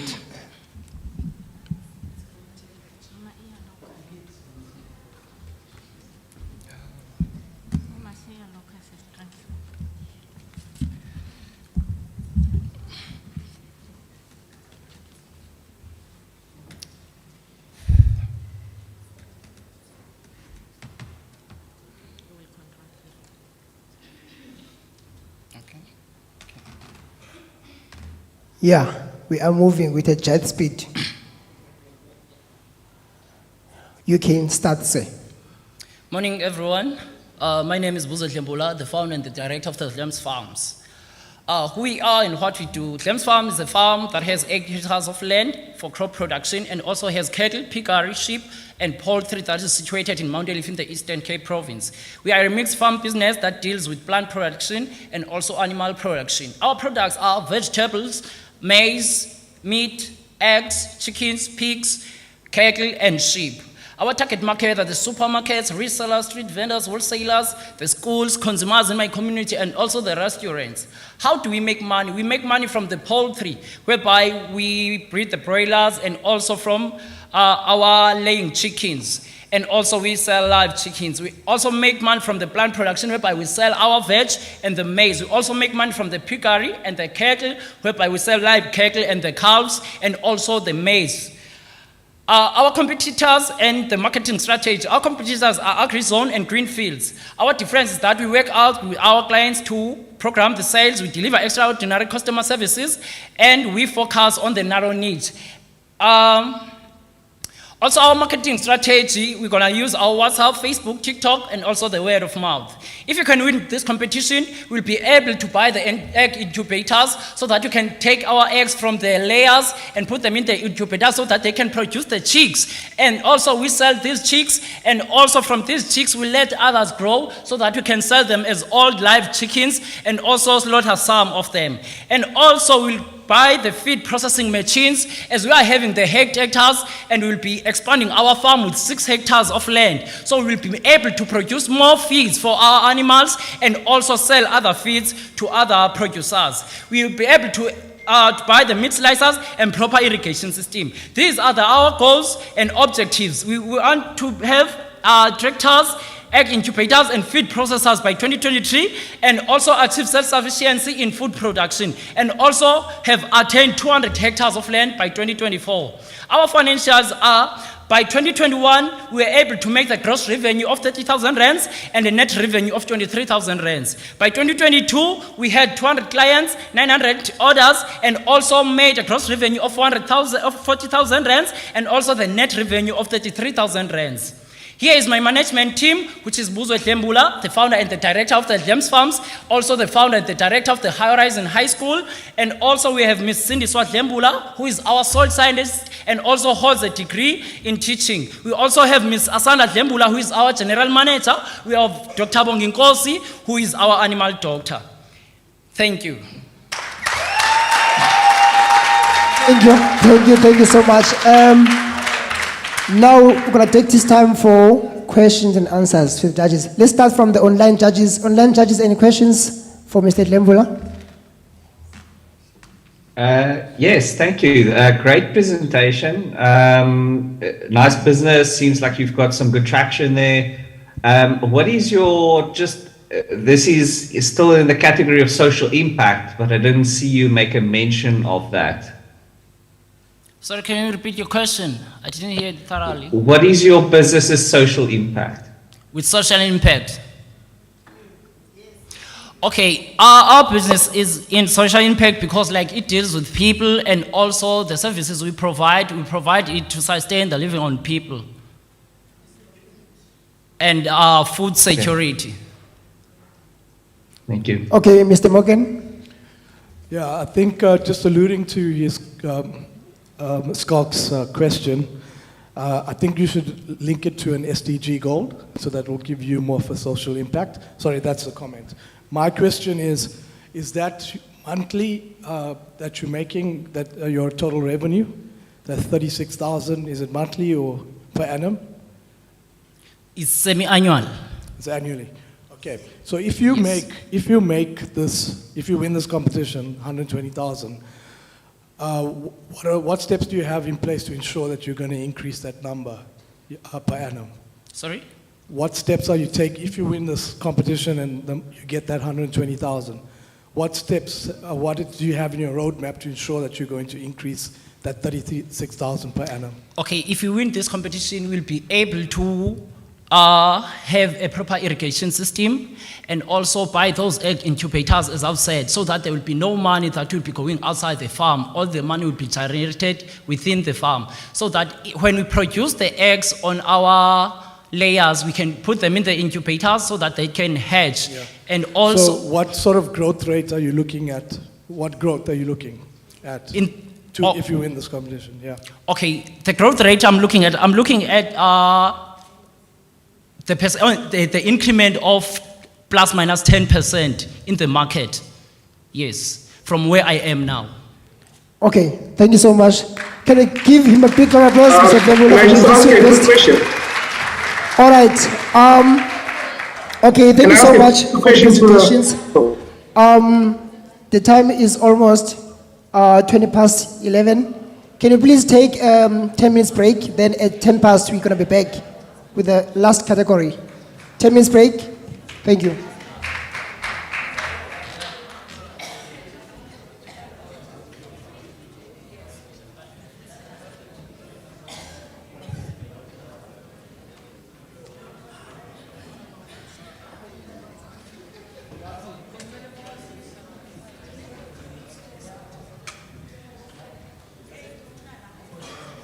So welcome to the EDHE Entrepreneurship Intervarsity Finals for 2021.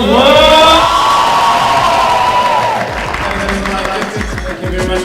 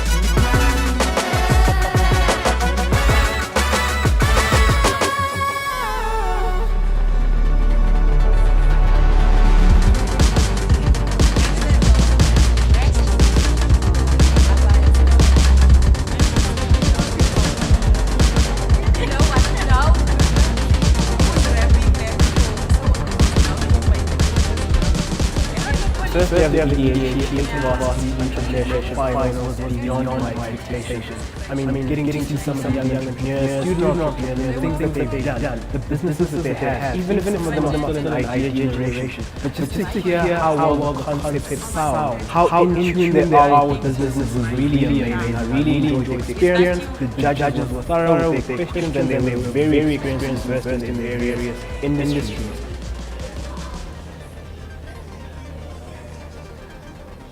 Firstly, this is the only event that's like this in just the whole of South Africa. You don't get any other events like this. I feel like, I mean, meeting people here, I mean, people from high places, you know, I've never met so many people, so many well-established, you know, successful people in just one venue like this, and just being able to share the same space with them and socialize. The networking opportunity is amazing. You get students from across the country, completely different universities, just doing something completely different business, but just having to bounce ideas off each other. So that's amazing. And in terms of the experience, it's in terms of like changing the whole perspective as an entrepreneur. You don't only get this opportunities in terms of getting students from universities to give off what they've been working on. The most interesting thing and the most significant thing is how many people want to create social change. It's something that I feel very deeply about, and it's amazing to see how many other young people feel the same way. I think learning there's so much, just such gift and growth in youth and entrepreneurship in our country, and that means so much work.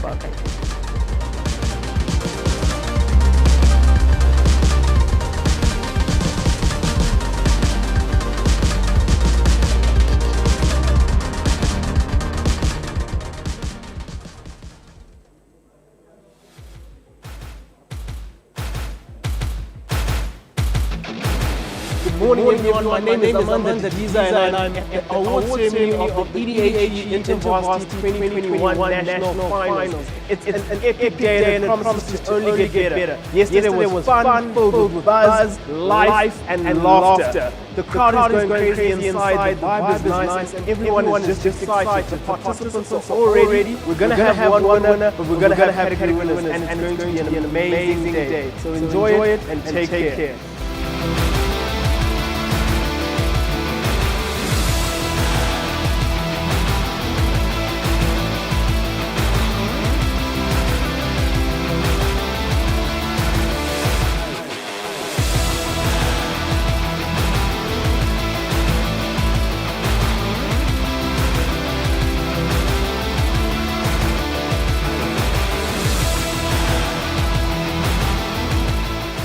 Now the overall winner who is going to walk away with, wait, 100,000 rand. Ladies and gentlemen, please put your hands together for from the University of Cape Town, walking away with 100,000 rand towards her business goal share. Congratulations, Chakubacha. I I did not think I was going to win this competition, but I was definitely hopeful. I mean, as you go into a competition, you have to have some kind of hope. So I was really hoping to win. To be quite honest, I'm really happy to have seen the reception from people and validating that this is a true need. So that's been my favorite thing. It's been my highlight. See that it's not just an idea that's abstract, but it's actually something that is needed. So that's been amazing to see. See you again next year for another look at the Intervarsity and another edition of the Student Entrepreneurship Awards. Give yourselves a round of applause for a fantastic event and day, guys.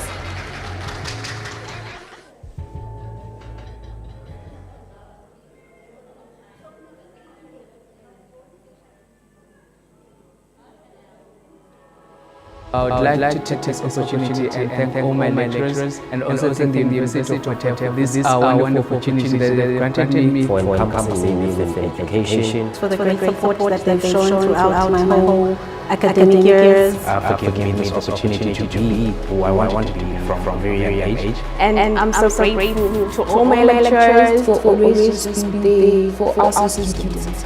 For their support, they have managed to support me financially, spiritually, and emotionally in all areas of life. So I would really encourage everyone to come to TED. It's quite an experience to be part of it. Because of the diversity and the support and all the incredible people we get to meet at TED. The school offers all the resources that you require for you to succeed in everything that you do. The University of TED as a whole, as really a whole. They are friendly and they are kind and they are welcoming. Being at UFH, it's a different story. You are home, away from home. Had I not come here, I wouldn't be here today.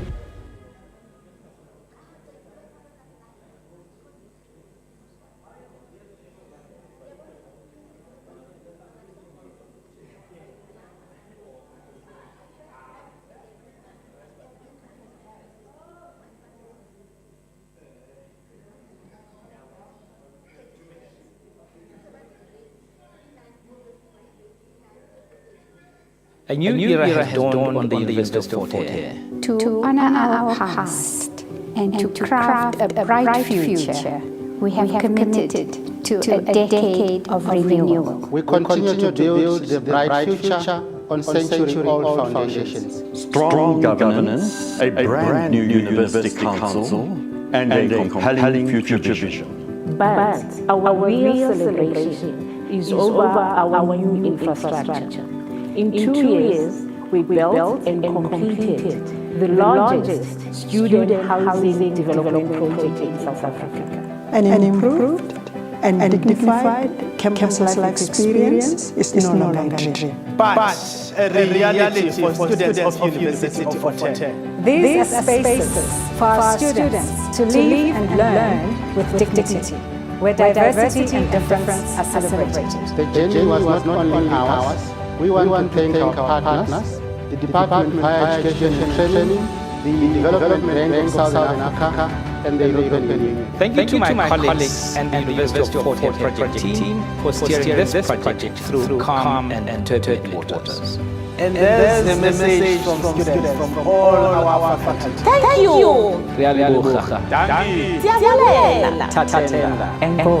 We are moving forward in our decade of renewal. Together in excellence. Together in excellence. Together in excellence. Together in excellence. Together in excellence.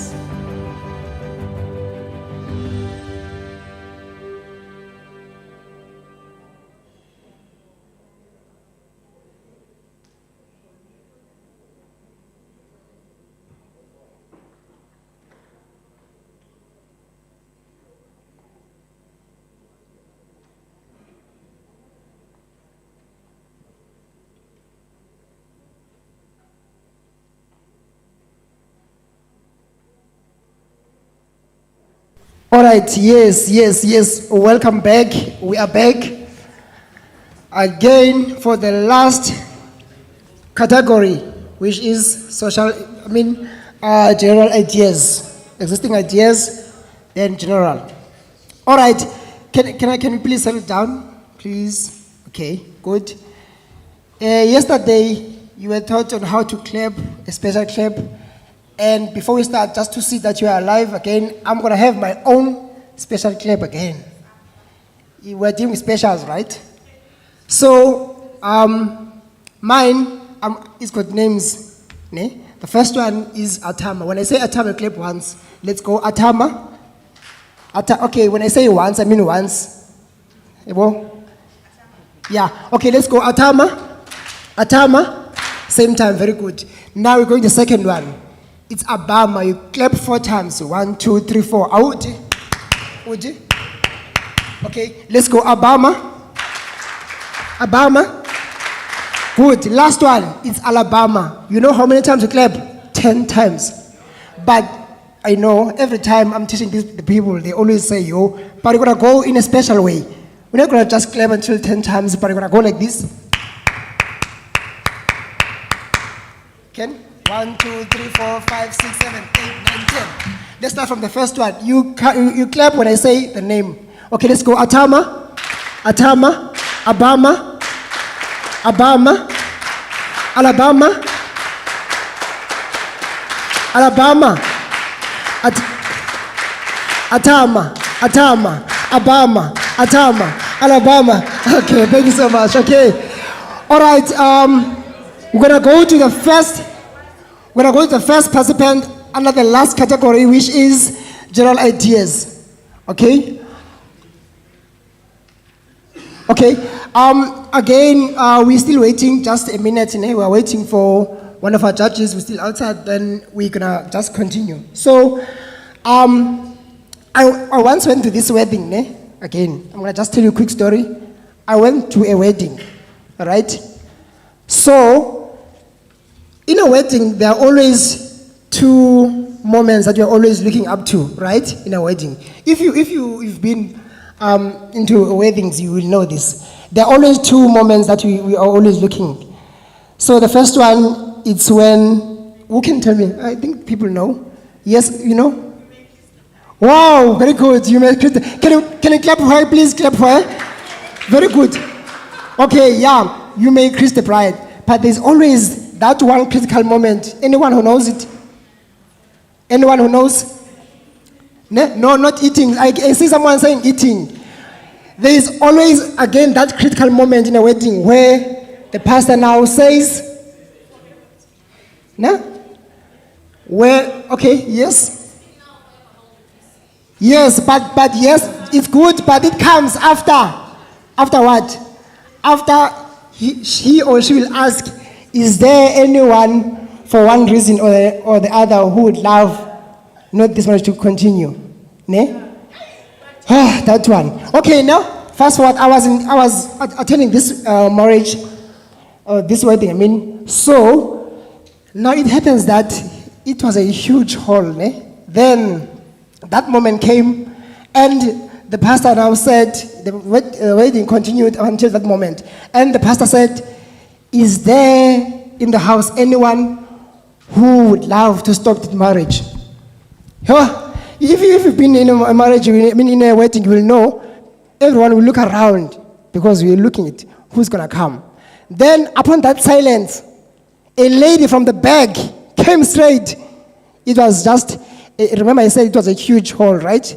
Then a lady in the back came. Everyone will look around like, the lady is coming. The lady took the mic from the pastor, not even being given the mic, took the mic and said, Pastor, sorry to interrupt the marriage, the wedding. I'm sitting there at the back. I'm sorry for this. I'm really sorry. And they were like, and I'm sorry, but I have to do it. People were like, and then she said, the lady said, we are there at the back. We can't hear anything. Can you please make sure that the speakers, they speak louder and clear? And everyone was like, what do you think? What do you think she was going to do? Wow, but she didn't. So I also thought as well before I knew what happened. So it's not wrong to think, ne? Okay, it's very nice, guys, to attend things, and it's very nice again to be clear. And I'm happy that today we're having these ideas, starting from yesterday, innovating ideas and stuff.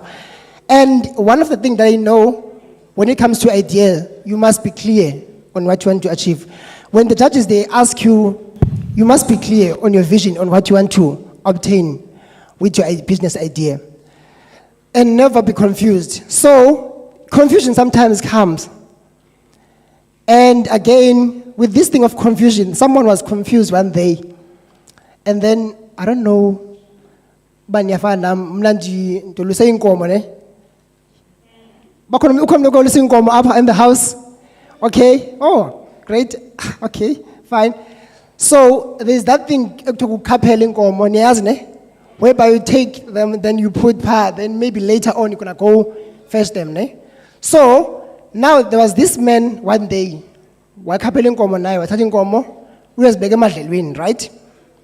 Was big emadlelweni. But when he was coming back now, ekhaya, so he used a different route. Angazange ayisebenzise ne xa ibuya.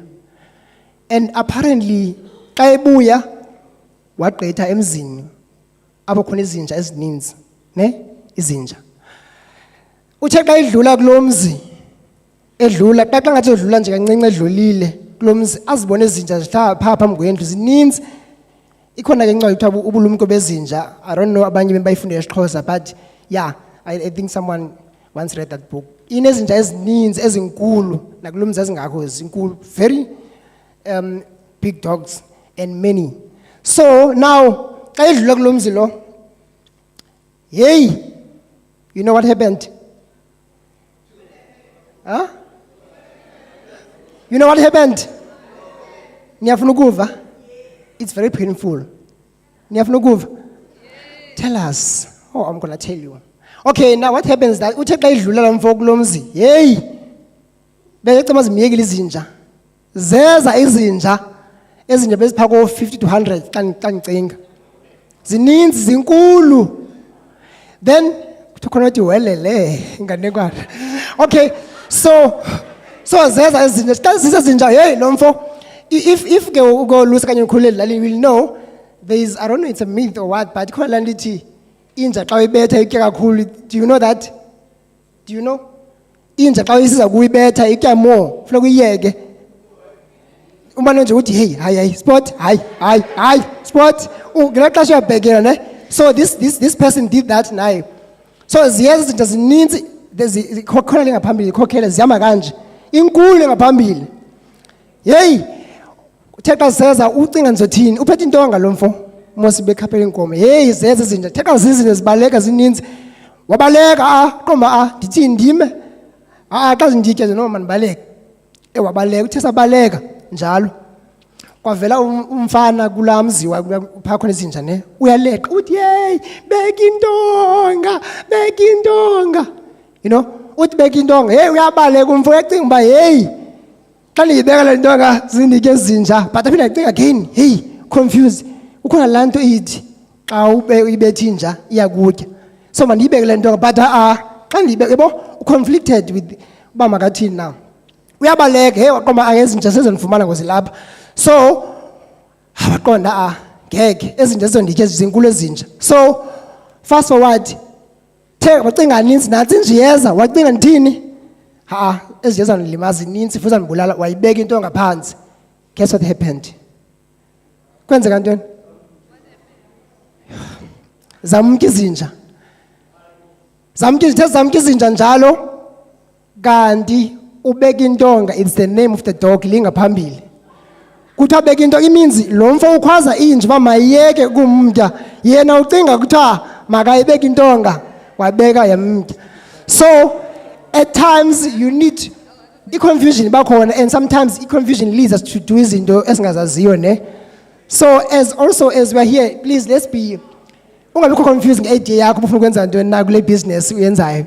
Have a clear vision of what you want to do. Okay, thank you so much. And now we're going to start with the first participant from the last category, existing ideas general.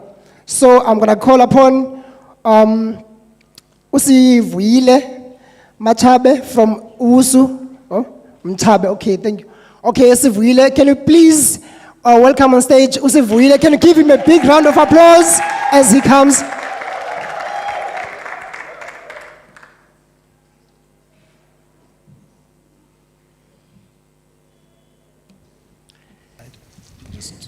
start the Linzulwin. If you know, you know.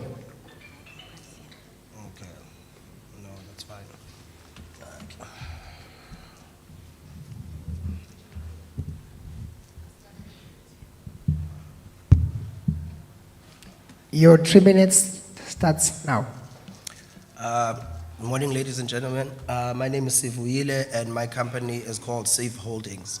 My company is a transport and logistics company, and also freelances as a logistics agency company. I am the sole director of the company. I have my little sister, Bongoletu, as my manager, and I have my cousin as my office administrator, and another Lali friend called Luyanda as a driver.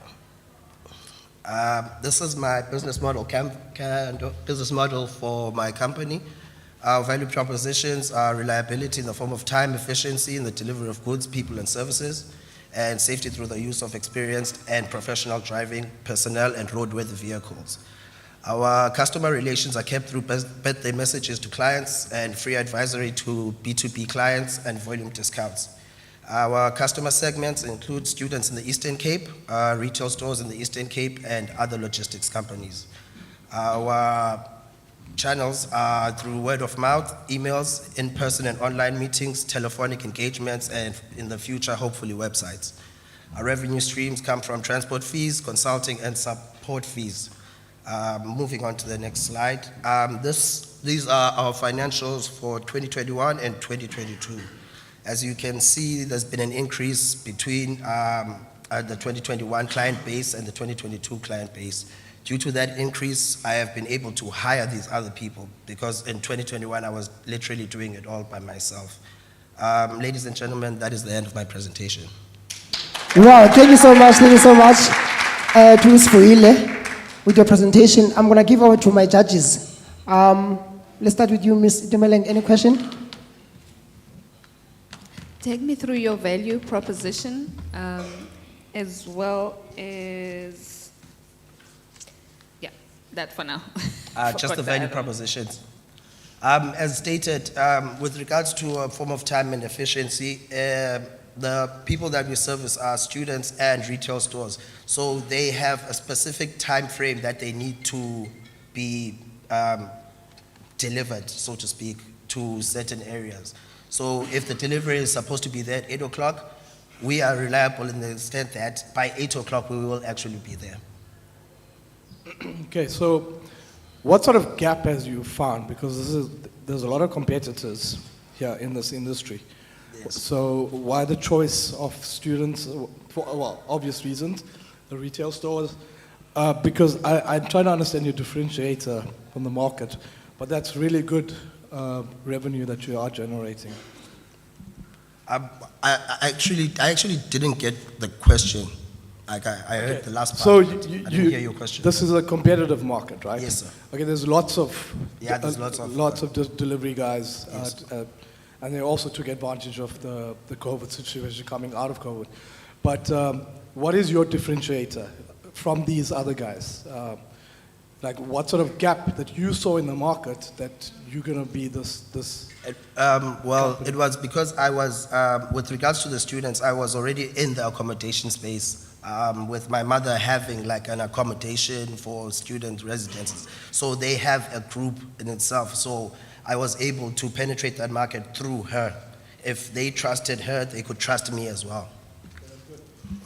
Okay, you got that trust. How do you blueprint that to other sections, accommodation, student? Or with the other sections, as I said, we also freelance as a logistics agency company. So we provide services for other truckers who cannot get their own jobs.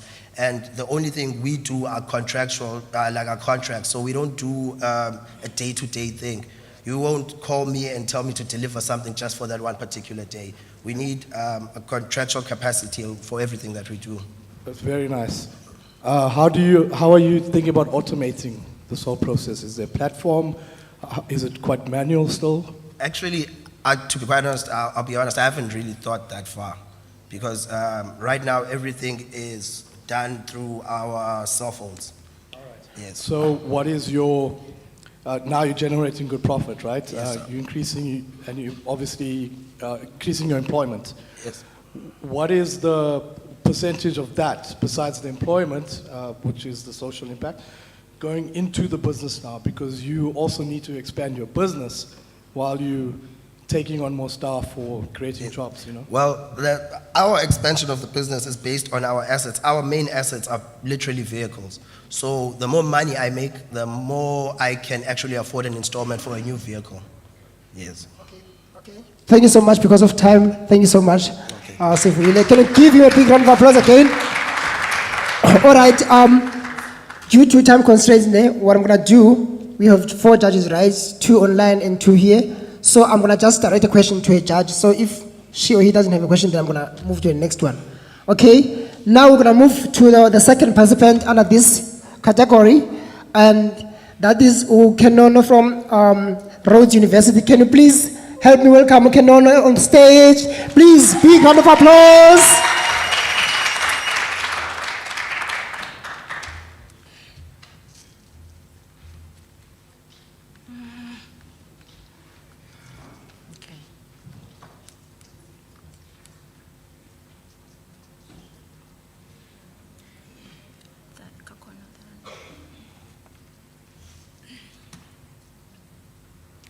Yes, remember, we are also live on YouTube and Facebook.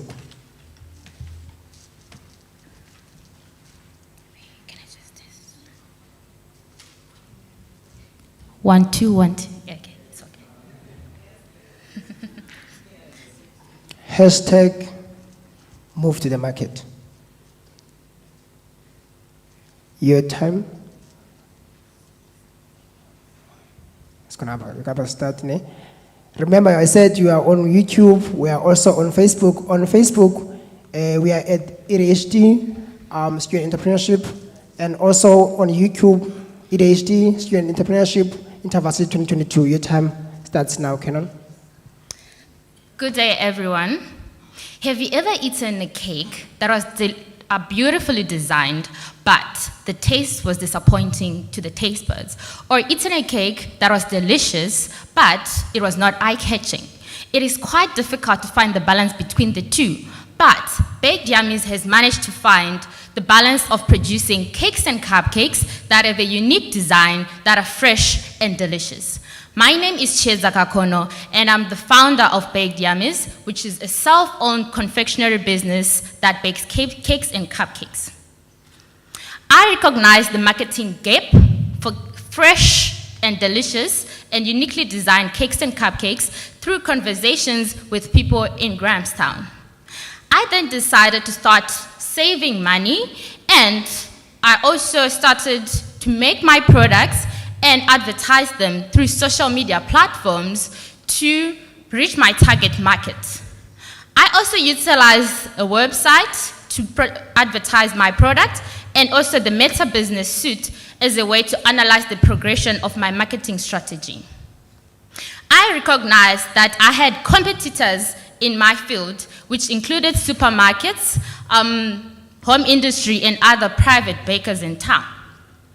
But what makes me special from my competitors is looking at this muffin that you had during breakfast. Most of you, if I ask, you have different opinions on it. Some will say it was too sweet, some will say it was fine. But no one ever asked you what you wanted. As Baked Yummies, we ask the customer and we engage with them to understand what flavors they want. We combine different flavors in the cakes and customize their design to their needs. We also provide loyalty customer discounts and good customer service. The business has currently been tested, and from our customers' feedback, we recognize that they enjoy the products that we provide. I generate the revenue from selling cakes ranging from the prices of 300 to 500 depending on the size.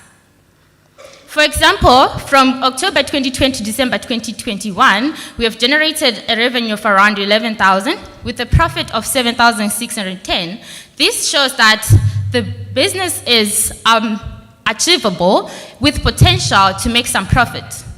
For scaling up the business, we need a startup amount of around 100,000 rands to purchase bigger equipment, and also for bigger equipment such as bigger ovens, refrigerators, and also to pay customers. These are some of the products that I make. Thank you. Thank you so much, Kenon. I want to go straight to online judges. Mr. Ngobo, any question from your side? Not really. Thank you. Okay. Any question here? Yes, Morgan.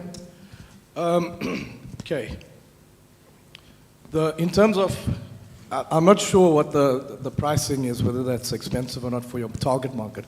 So who's your target market currently, right? Within the area? That's the first question. And then, are you the sole owner and the sole baker? Sorry? Are you the sole owner, sole baker? Yes. Okay, no one else is baking with you? No. Okay. So how are you driving volume? How are you balancing that? Because if you are customizing, right, you're going to charge a higher price for the customization. And then obviously with more volume sales, you can offer a cheaper price. So how are you drawing that balance? And then, because I mean, that's a whole year, almost a whole year, and you made 11,000 rands. I was expecting much more for cakes. Can you just take me through that? Okay, so as for the target market, it's mainly students and parents, since Grahamstown is a student-populated town.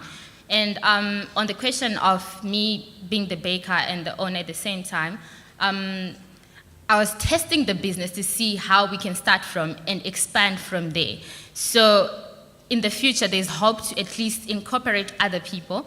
That's also the reason why there are lower sales, because I have to balance school and also to balance making the cakes. So I can't take as much products as I can. So it's maybe 1 or 2 orders per week, or sometimes depending on the workload that I have on the school. So I hope I've answered your question.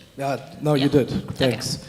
So on that note, would you be up to employing another person when you're at school to do the rest of the baking and ensure that it is to your standards? Yes, I'll definitely be up to incorporate someone else who can help with that, and that needs more finances, so I can balance between the school and also employing someone. But now I'm done with school, so I can be full-time, but I still require more hands-on. Okay, thank you so much, Kenon. Can you please give her a big round of applause? Okay, we are moving with a jet speed, I can see. Now we're going to the third participant, and that participant is from University of Fort Hare, and the name is Siphelele Zekani. Please help me welcome on stage Siphelele Zekani.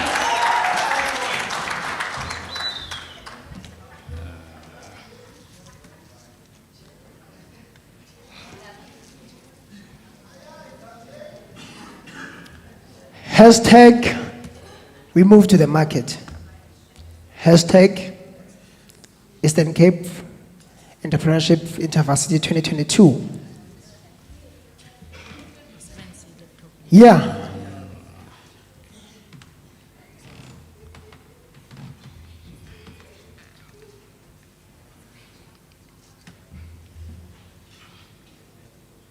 We are going to the finals. I wonder who's going. But you are going. Okay, sir. Mr. Zekani, you have 3 minutes, starts now. Good day. I'm a self-taught founder and director of O43 Food Processing, registered as O43 Investments. We started the sauce manufacturing company in 2018, but only started to supply the retails in 2020. We believe in order to supply the retails at larger quantities, we need to acquire a plant, of which we already received equipment from a government entity funder worth 277,000. Those are the ones that are shown there on the slides. But then we still lack a plant to produce, because currently we're still working from home target markets. The project has diversified its target market segment to ensure maximum market penetration. So we do direct selling, the fast-moving consumer goods retailers, as well as small retailers like spaza shops, farm stalls. We believe once tourists get here to South Africa, they would love to explore locally produced products, and also supplying restaurants and doing direct selling to private individuals. The first picture there shows our product on one of the Spar retail stores. And then the second picture, we're doing direct selling. And the third one, we're doing street selling. We have managed to partner with one of the biggest companies here in South Africa, which is EDHE, but then we've signed a non-disclosure agreement with them for them to supply us with raw material ingredients. We are also a halal certified sauce manufacturing company. We are currently busy with microbiological analysis and nutritional analysis for the 043 sweet garlic sauce. In the last 4 months, we've managed to make an average of 30,552. We've employed 2 personnel, and also, in fact, currently, we've even started using the technological advanced equipment that we've acquired from the funder, because we are still lacking ingredients. So once we are able, because we are trying to save up from the profits that we make. So once we are able, we think that we'll make around this money. We are planning to move on future and new products like a mint sauce, barbecue sauce, and sweet mustard sauce. We also encountered challenges like that of a colorant. If you see the sauce on the screen and this one is not the same. So we had developments, and also problem of fermentation. And unfortunately, your time is up. Thank you so much. Can you clap hands for him? All right. Okay. Again, I'm going to start from the online judges. Online judges, any question?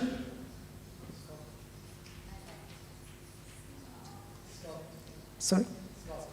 Oh, yes, Carl, do you have a question for?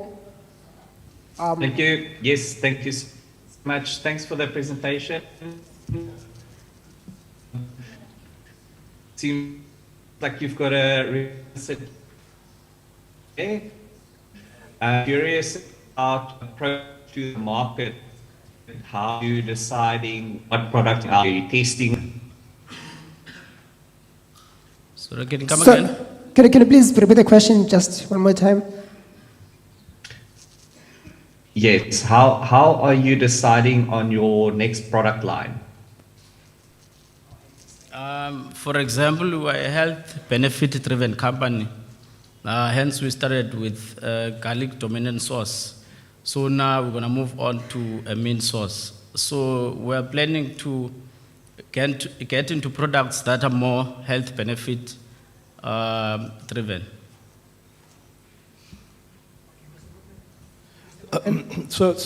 Which is your core area of focus right now that you are gaining traction at? It's mostly in East London and King Williamstown. Okay. And you are making a loss, right? And there's nothing wrong with making a loss. Yes. Do you think it's advisable then to move on to a new product line if you are at the loss, or do you want to scale first in each of these areas? Or what is in your pipeline around that? Yes. For example, the products I showed here are future and new products. We haven't figured yet that we're going to make them, but then we think of focusing on the garlic sauce first and see how it goes, and then perhaps got into other ones. Okay. Who are you, Yes, who are you sourcing your products from? Sorry? Who and where are you sourcing your products? I mean your ingredients, sorry. Oh, I think I mentioned here on the slides. We're supplied by EDHE in Cape Town. Okay. Okay, because of time, thank you so much. Can you please give him a big round of applause? Okay. Yeah. We are moving with EDHE And I mean, we're moving with jet speed and helicopter speed. Okay? Remember, if you are watching us online, you can please leave your comment and please use our hashtags, hashtag EDHD, hashtag move the market. Our next participant now is Unati Sacha from Nelson Mandela University. Please, let's join our hands together and welcome on stage Unati from Nelson Mandela University.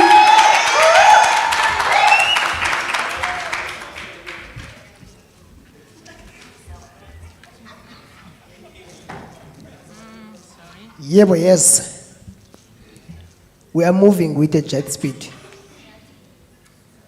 We are finishing up.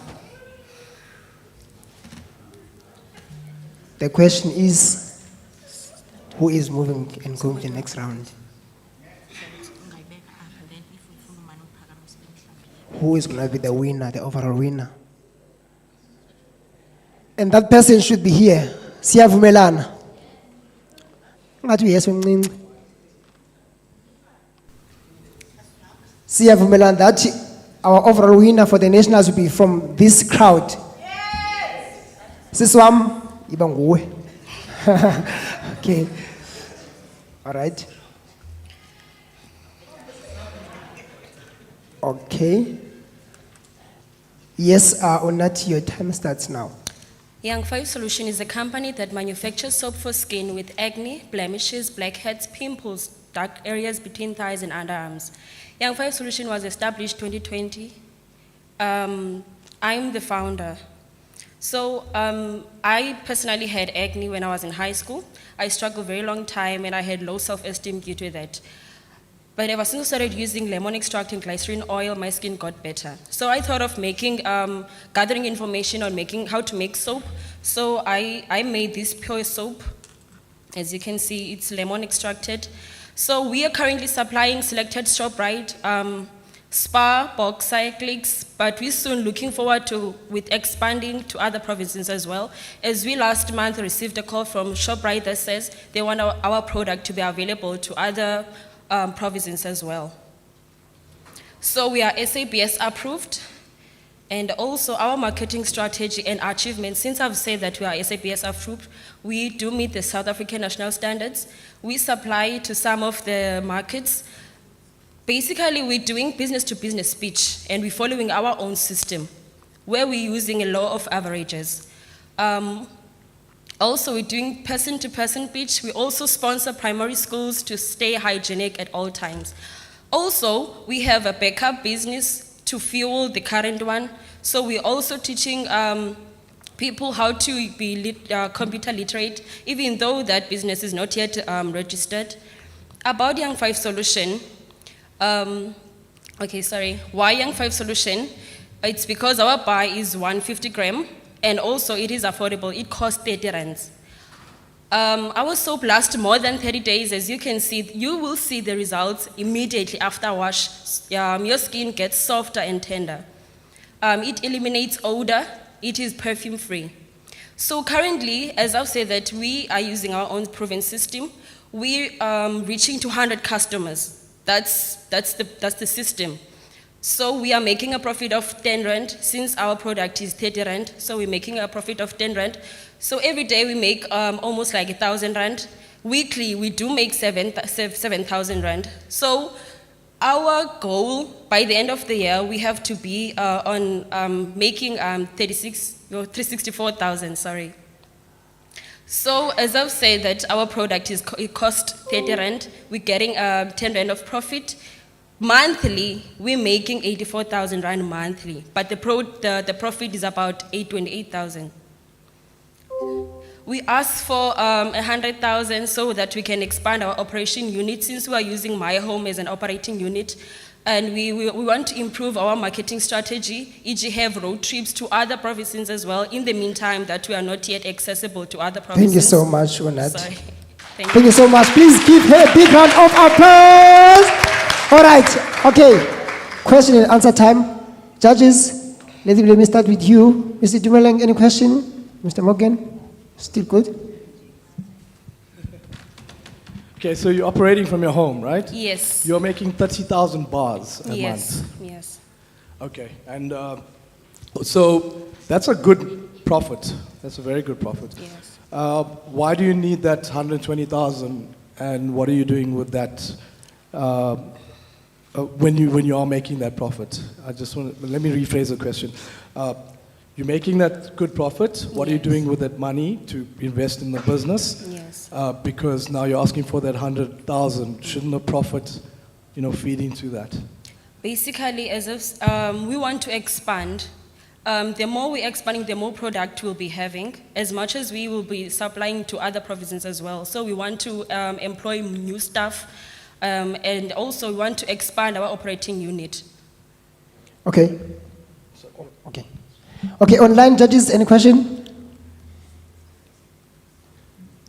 Yes, I have a question. Can you please explain the production? How are you producing? Is it an automated system? Is it a manual system? And what's the production capacity like at the moment? Okay, thanks so much for the question. So currently we are using stove to melt, to warm up. Since we're using the hot process, there are two processes to manufacture this soap. We're using the hot process since it's faster. So we are using sodium hydroxide with lemon extract and glycerin oil. Then we are done with the product. That's how it goes. Even though it's gonna be easy, it was gonna be easy if we'd have a machine that will be able to automatically mix on its own. But for now, at this very moment, that's how we're going. That's how we do. Okay, thank you so much. Sorry, in terms of then obviously increasing capacity and scaling the business, is there a machine that you've identified, and what sort of production capacity increases would you then be able to make? Thanks so much for the question. Currently, we're still using stove pots to mix, but at the very same time, we are looking forward to have our own machine to mix the product, and so we can fast out the production. Sorry. Okay, thank you so much. Thanks so much. Please give her a big round of applause again. I know there are questions, and it's interesting. Yeah, it's interesting, but in the interest of time, we need to be cognizant of time. Okay. Again, now we're gonna welcome on stage our fourth participant in this category, and that is Lakeni Palentulo from University of Walter Sisulu. Please give her a big round of applause.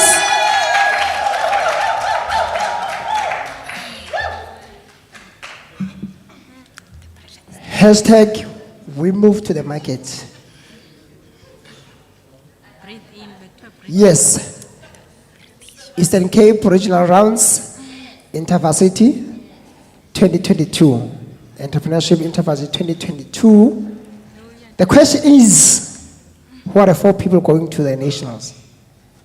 And the overall winner. Imagine walking away with 100,000 being the overall winner.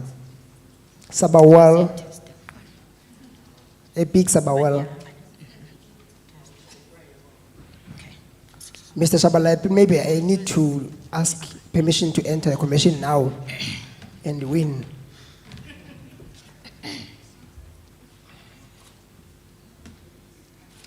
Yes.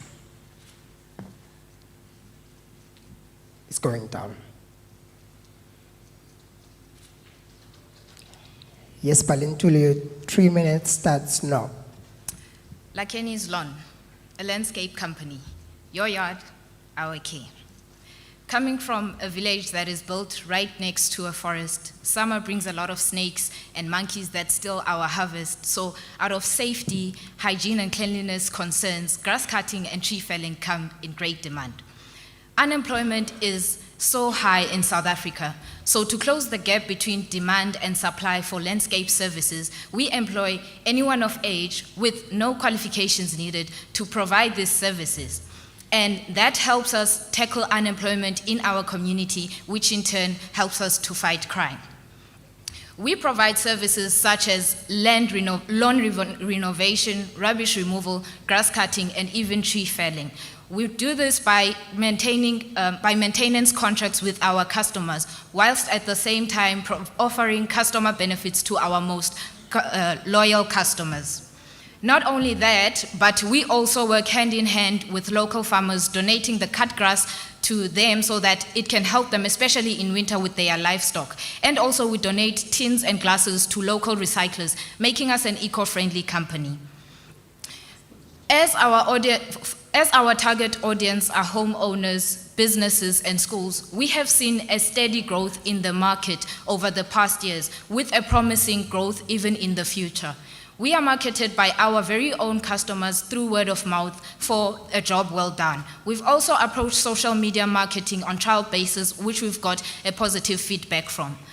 Because of the growth of client base through the years, we have noted that this has pointed to us that we are the most convenient, affordable, and even reliable service provider as compared to our competitors, the local grass cutters. We also have a strong competitive advantage because we have strong and powerful machinery, and we also build customer retention relations. Lakeny's Lawn has a great team that works hard to provide the best of services. So much that with just 4 grass cutters, 2 chainsaws, we are able to make a revenue annually of 100,000 Rand, and after expenses are paid, we make a profit of roughly about 28,000 Rand, which is then reinvested into the business to help us grow. Ladies and gentlemen, thank you very much. Oh, wow, what a well presentation. Okay, let's go for question and answers. Is there any question from you, Ms. Itweleng? No question. Online judges, Mr. Ngobo, any question? Yeah, just in terms of the clientele that you service, are they on a once-off basis, or is there a contract in place? There are contracts and also once-off basis. Customers such as homeowners who are looking to stay in the area longer, actually we create a maintenance contract that works best in their convenience and in their favor. And then for instance, for event hosts who actually just need, for instance, a stadium that is cut just for that once-off period, there's also that option. Okay. What's the split between the two? Please come again. What's the split at the moment between the two? I'm sorry, I can't hear you properly. What's the? I'm saying, what's the split at the moment between those who are on contract and those that are once-off clients? The split. What percentage? Yeah. What percentage difference? Oh, okay. Well, with the contract basis, it's also dependent on the size of the yard and how often we'll be maintaining the lawn and what their budget is, whether it's monthly or every 2 months. So if, for instance, a customer wants a monthly contract and has a budget that is actually not going to cover all the lawn expenses, you'd note that, for instance, they'd have a 20% advantage as compared to a once-off. Because with a once-off, there is no option of whether we will just cut the grass and then water your flowers, because with our lawn maintenance company, we cover everything. All right. Thank you. Thank you so much. Because of time, we're going to just leave it there. Thank you so much. Can you please give her a round of applause again? All right. Okay, now we're going to the 5th participant, and that is Nicole Lowe from the Nelson Mandela University. Can you please give her a big round of applause? Yes.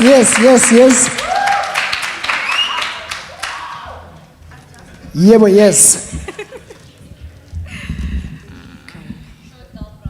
Remember, we are live on Facebook, and also we are also live on YouTube. EDHE Entrepreneurship Intervarsity 2022 Eastern Cape Regional Rounds, and also on Facebook we are at EDHE Entrepreneurship Intervarsity. Not yet. It's going down. Naturally Nirvana is an eco-friendly hair care brand. Okay, sorry, a bit. Yeah, we're gonna, when the 3 minutes reflects there, then we're gonna start. Okay, sorry. Yeah. You can please, in the moment, just call your friend to watch you online. Imagine your relative, whosoever that supports you, to just watch you presenting. Your squatter, if you were a squatter, your roommate, whoever who supports you. And I'm sure they'll be so proud. Okay, your 3 minutes starts now, Nicole. You can go on. Okay. Naturally Nirvana is an eco-friendly hair care brand aimed at inspiring individuals to love and embrace their crowns. We make use of plant-based ingredients sourced from our garden, thus alleviating the fight against global warming and climate change. Our business is scalable, reasonable, and sustainable as its focus is improving the efficiency and the profitability of our services, even when the workload increases. We are the first known hair care brand in South Africa to grow our own plants and use them in our final products. Thus, it is an improvement over current methods as it contributes towards a sustainable environment. We have built our clientele via social media and will continue to do so, as social media has a huge impact on the digital age. There's a genuine need for our products in the market, as a magnitude of people suffer from alopecia, low moisture retention, and dandruff. Our target market is males and females of all ages. They live in the suburban and rural areas. Their races are colored, black, white, and Indian. The only drama I need in my life is my hair. That being said, our best sellers is the hibiscus combo, which has sold over 10,500 units since it has launched in February 2022. Can our products be easily substituted or duplicated? The answer to that is no, because the formulas are my own and they are carefully crafted and curated to satisfy every customer need. Our competition is Sheer Moisture, Canina, and The Perfect Hair. Our marketing strategy that we use is that we have 50% off sales each month. Naturally Nirvana operates from our home, where we have built an eco-friendly workspace with the outbuilding, with a garden, which contains the plant-based ingredients that I use in my products. Orders can be placed via social media platforms, Facebook, WhatsApp, or Instagram. Once you have placed your order, you can either collect it from our home or it can be couriered, packseed. We also supply spa acres and we are on Take-A-Lot as well. Our business was started with an owner's equity of 1,000 Rand. Our net profit for April 2021 until April 2022 is 48,000 Rand. Our expenditure per annum is 3,600 Rand because we buy products only, ingredients only twice a year. So our projected income for 2023 is 96,000 Rand, and we are estimated to make a net income profit of over 5 million Rand in April 2026. Thank you. Thank you so much, Nicole. Yeah, I can see my judges already there. Okay, Ms. Itumeleng? Great, those are impressive sales. Has your product been tested by all the relevant regulators, and have you registered a patent? So I have registered a patent for my products. I'm currently in the process of getting SAB approved, but what I do is, before I send out my products to the customers, I make sure my products are all pH balanced, that they have a pH balance between 3.6 and 5.5, so they are not acidic, because if your product is acidic, then that can cause problems. It can cause hair breakage. So that is what I do while I'm waiting for my products to be SAB approved. So, you're quite a diverse target market, right? All ages, all, yes. Okay. Where have you seen the most traction from in that specific? What sort of group, and what are your, the business is doing with a good net profit in expanding to the other groups? And sorry, second question, okay. Sustainability of the packaging, have you also looked into that? Okay, so I've seen most traction from females.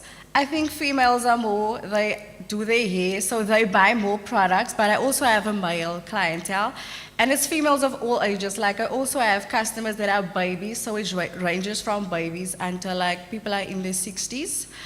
And my packaging, I do my own packaging at the moment, so that saves me costs, so I'm being cost efficient as well. But as I expand my business, I would obviously love to employ someone to do the packaging for me. Okay. Online judges, just 30 seconds. Any question quickly? Yes, thank you so much for that presentation. Just can you touch on how are you looking to scale this business? You've got quite a healthy profit. How are you reinvesting that profit? So what I have done is I was a recipient in the Converse competition Great Next. So I received some money from that, and I used that money to build my outbuilding. And then I had a lot of money left. So what I did is I invested the money. I have shares in Capitec. I have shares in, I bought shares to sustain my business. So because I want to expand, in future I would love to have my own makeup line. I would also love to expand into skincare, and I would love to have salons as well. Thank you so much. Please give her a big round of applause. Okay. Thank you so much, Nicole Lowe.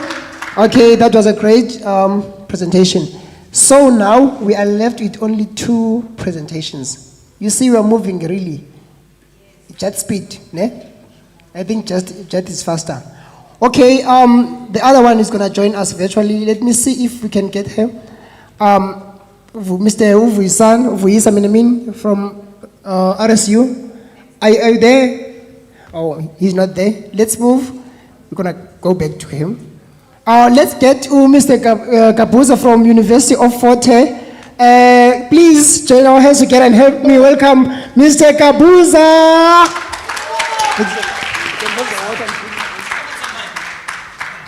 Yeah. Hashtag move to the market. Remember, we are live on Facebook at EDHE Student Entrepreneurship, and also on YouTube, EDHE Entrepreneurship Intervarsity 2022 Eastern Cape Regional Rounds. Please do watch us and comment, and please use our hashtags. Yes.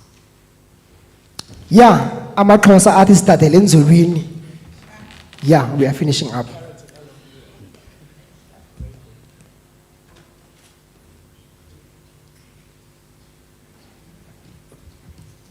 I wonder who's going to the finals. Someone says it's me. How I wish it's a big Sabawal to many of us. Okay, your 3 minutes starts now. Have you ever asked yourself how many times have you lost deals because you don't have an online presence? Ladies and gentlemen, I welcome you to Neptune Consulting, an ICT consulting and training company that was established in 2017 here at University of Fort Hare, dedicated to IT excellence and global best practices. We started as a general supplier, supplying general goods. We went through to fix computers. We scale up our business to ICT services. Currently, we make beautiful websites, develop systems, do data analysis and business analysis.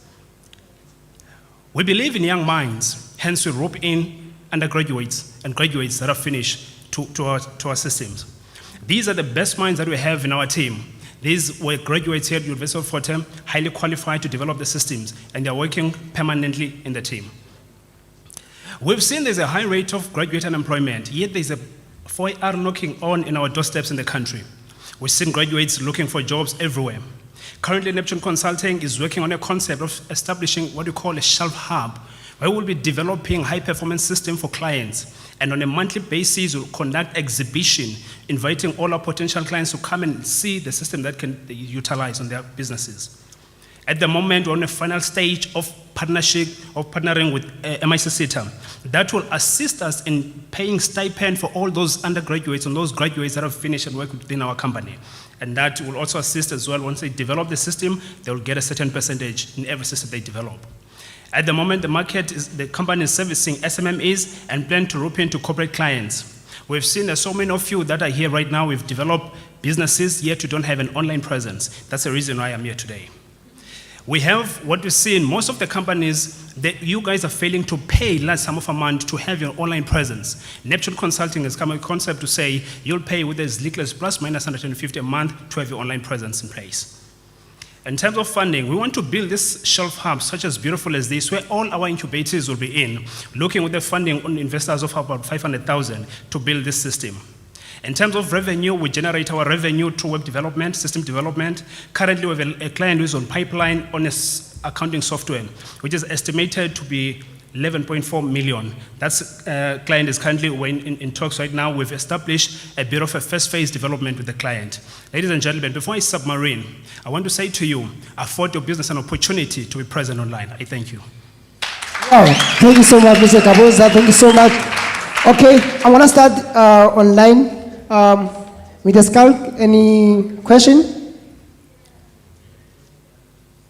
Hi, yeah, thank you for the presentation. Just want to understand, what are your current finances, not your pipeline? How much revenue have you made to date? What are your profits? Thank you so much. In the financial year of 2021-2022 currently, the company has generated a revenue of over 300,000 with a profit margin of 150,000 currently. This is what we've generated. And now looking at when we say, once the investment of this shelf hub that we want to develop is established, with the client that is on the pipeline currently now on the accounting software, then we'll be able to generate and scale up on our revenue. Mr. Morgan?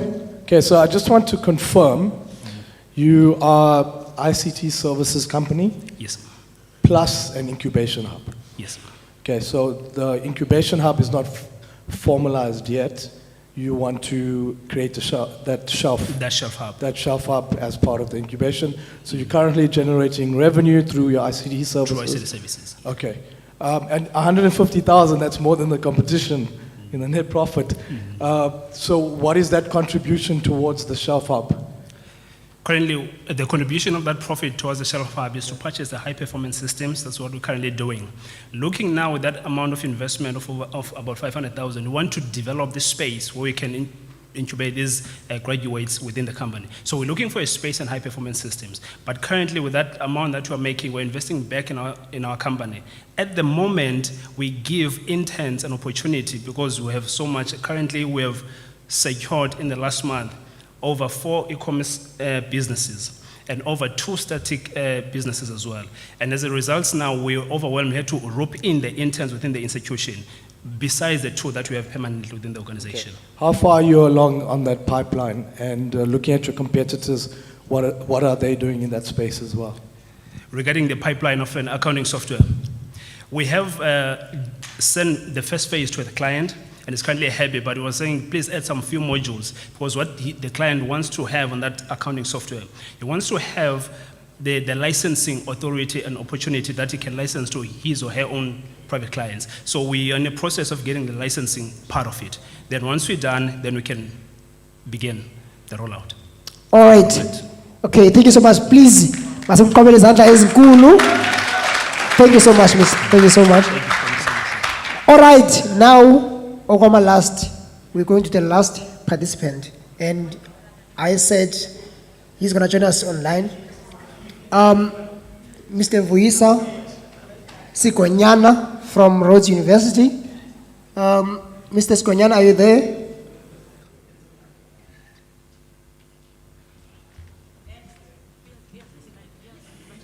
Which one next? Okay. Yes, I am here. I'm here. Can you hear me? Yeah, we can hear you loud and clear. Just wait a bit. You're gonna Yes, it's Sikonyela. Sikonyela. Okay. Vuisa Sikonyela. Vuisa. Okay, thank you so much. Okay, we're gonna tell you when to start. Okay, your 3 minutes starts now. Hi everyone. As you've already heard, I'm Vuisa Sikonyela, and I'm from Tanzania. I'm 25 years old, doing my final year at Rhodes University. Our company is called Cameraman Studios. We specialize in digital marketing. So we do branding, graphic designing, photography, cinematography. We basically create marketing content for SMEs, mostly in professionals online and artists, and everyone, families, everyone who's online. Everyone's online these days. So what we do really, we have a client-specific work-based approach that we have packages that are designed particularly for our clients' needs, because we have a vast market. So we cater according to our clients' needs, but we mainly focus on SMEs okay, and businesses. Can you please stop just a bit? On your PowerPoint, can you please press F5, sir? Just press F5. F5. To blow up your presentation. Yep. Can you see it now? Make your presentation bigger. Now press F5. Just to... That the Can you see it now? All right, at the bottom of your screen where the Zoom slider is, there's a little icon there with a little screen on a stand. If you click on that. Okay, make it bigger, it's fine. We'll work with what you give us. Make it bigger again. All right, slightly smaller. Is that okay? Slightly smaller. You can or start your presentation. There's an icon next to the minus sign. There's a little picture on that Zoom bar. Can you click on that? Yes. Thank you so much. We'll restart your time. Just wait. Oh, thank you.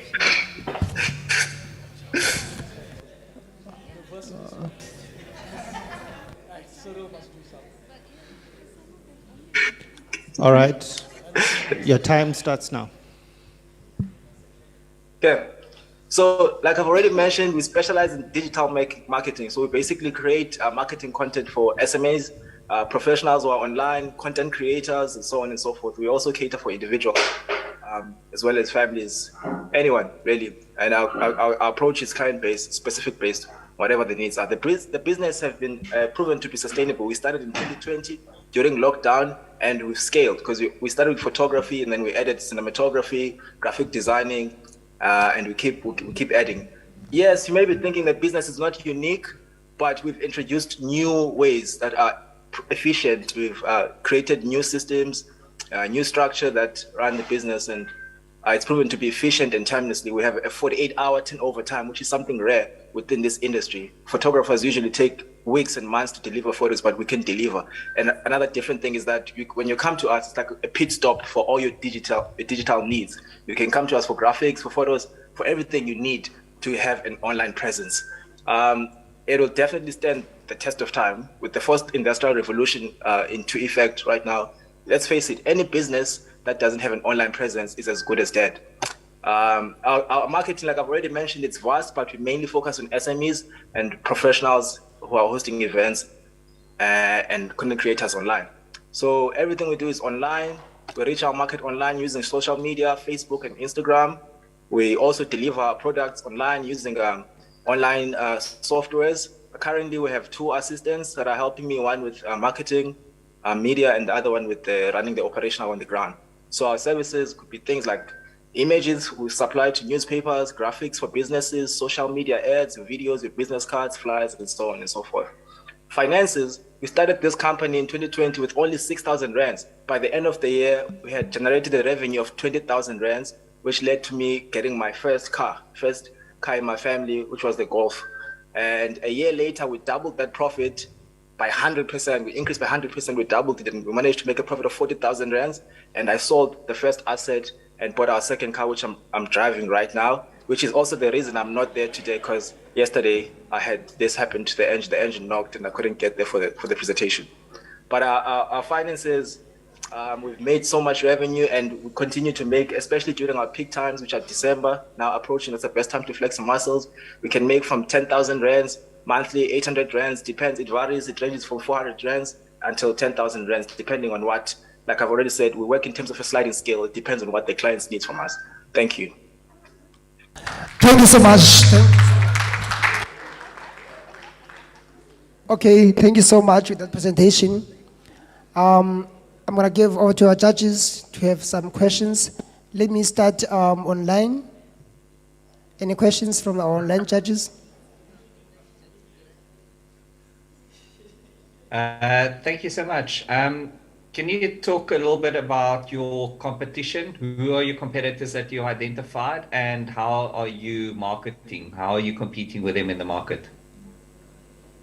So our competition, because we're based in Grahamstown, but we provide our services online. So we've traveled around South Africa. But what we've identified is that our competitors only provide their lateral in their approach. They only provide one service. If they do photography, they're doing photography. If it's graphic designing, it's graphic designing. So we come and we offer all the digital needs. For instance, if you're hosting an event, you can come to us for all your needs, for photographing, for cinematography, for graphic designing, all at once. And also our turnover time is something unusual in the industry because we deliver in 48 hours. So what we have done, I've paid for licensing, online licensing, some are free. that allow us to be able to deliver in 48 hours because there are presets already online that we've bought. So we just use those so that we make things smoother, and it catalyzes the whole process, and we can deliver turnover time in 48 hours. All right. Any question from the floor, judges? Fine, eh? Okay, so what was the need for the car? Is that a company car going to clients? Because, I mean, Uber would have also worked out in terms of a cost, from a cost perspective. Yes, yeah. I also do Uber on the side. But the company, we've managed to scale the business since we got the first car. Because being in Grahamstown, we couldn't reach to many other places. We're just focused there locally. Right now, I run everything from a laptop. So with the car, we're able to go out of town to seek more opportunities. And with the funding, if we can get the funding, we'll be able to develop the business even more, create a studio that will allow us to reach more opportunities. I'm just about to run out of time, but I was actually... your efficiency, I'm just trying to understand, are you working 24/7? Because in order to deliver in what you're stating that you're going to deliver, I mean, are you editing? If someone sends it to you at 2 a.m. in the morning, you're going to wake up and you're going to do it. You know, how does that impact on the business? Yeah, that's the thing about having that's the thing about having this presets that we buy license for online. It is so easy when you have the presets already. I don't need to spend more time post-production. I could literally do everything and get it done in just a couple of hours. So I don't need to stay late at night if I already have presets, because I'm paying license for those things. So it's very efficient in that sense. And that's what many other people don't do. They develop, they start, when they shoot, for instance, they will edit from scratch the whole thing. What I do, when I shoot you, I just have to go choose in my desktop what presets matches your event, and I just edit the photos. You get them in a couple of hours even. Okay, thank you so much, how much work Risa. I have at the time, but if I have more than 48 hours. All right, thank you so much, Risa, for your presentation. Can you please give him a big round of applause?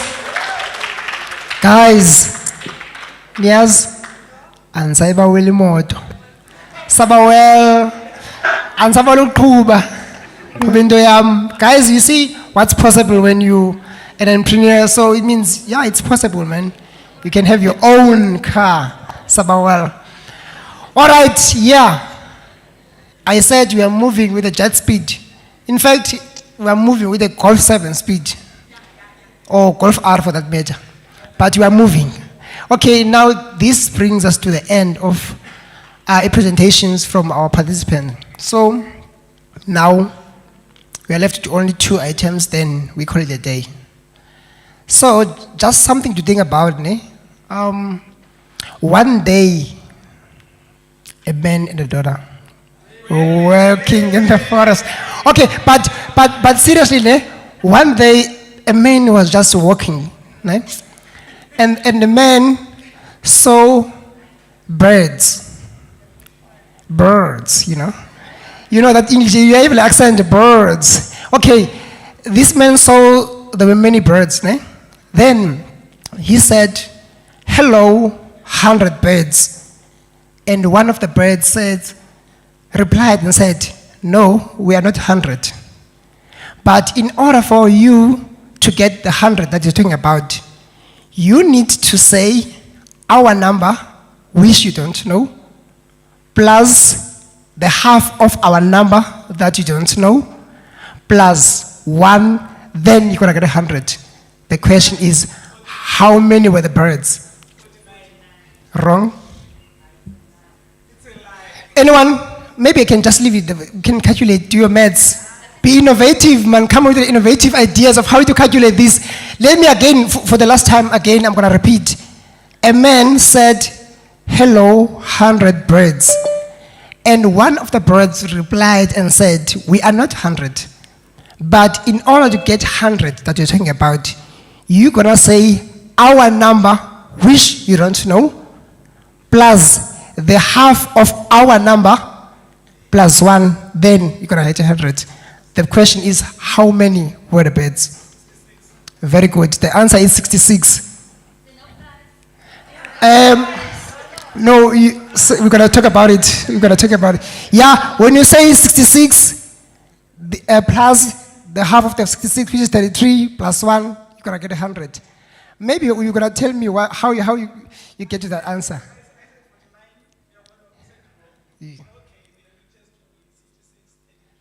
Okay, no, quick. Let me just give you a mic so you can tell us how you did. Okay, you see, at first I was trying to say 49, half, okay, doesn't make sense, the odd number. So, okay, half of 66 is 33, 33, 33, 66. 66 plus 33 is 99. Then you add the 1, then it's your 100. No, different mkube ngalandlela yam. Atama, Abama. Abanye sabembanga. Let's go again. Atama, Abama, Alabama. Very good. Basaibambila abanye can see. Okay, I'm gonna invite now on stage Miss Karen from the University of Nelson Mandela to come, and she is the entrepreneurship student, entrepreneurship coordinator there. Yeah, specialist. Oh, okay. Then she's gonna just give us highlights of this Eastern Cape Intervarsity regional rounds. Can you give her a big round of applause? Okay, over to you, man. Hi, I got short girl problems like Nicole. I think, if I move this way, is it okay? Oh, can I close the laptop? Okay.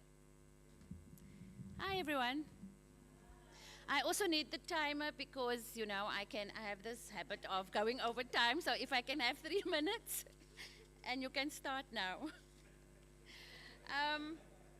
Entrepreneurship is a verb, and I'm not going to give a keynote address, although it sounds like it. But looking at the contestants, these are real-life entrepreneurs going out every day, trying to make it, and really trying to make a success of what they are doing. And I've been with this competition since it started in 2019, and every year the competition in the Eastern Cape just gets bigger and better. And this year has been exceptionally challenging because within the Eastern Cape, we've had a lot of challenges with regards to admissions, admitting students, NSFAS challenges, and all those challenges at the beginning of the year, as well as running an EDHE competition. And yet, we have managed to come up with regional finalists. So for that, the Eastern Cape deserves an Alabama, or what?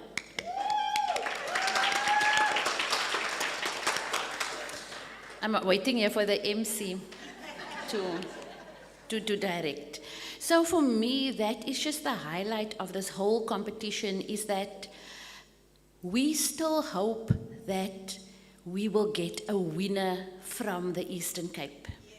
And judging by the caliber of the competition, I'm sure that in the bunch that we saw over the 2 days, that we will have a winner from the Eastern Cape. You receive, right?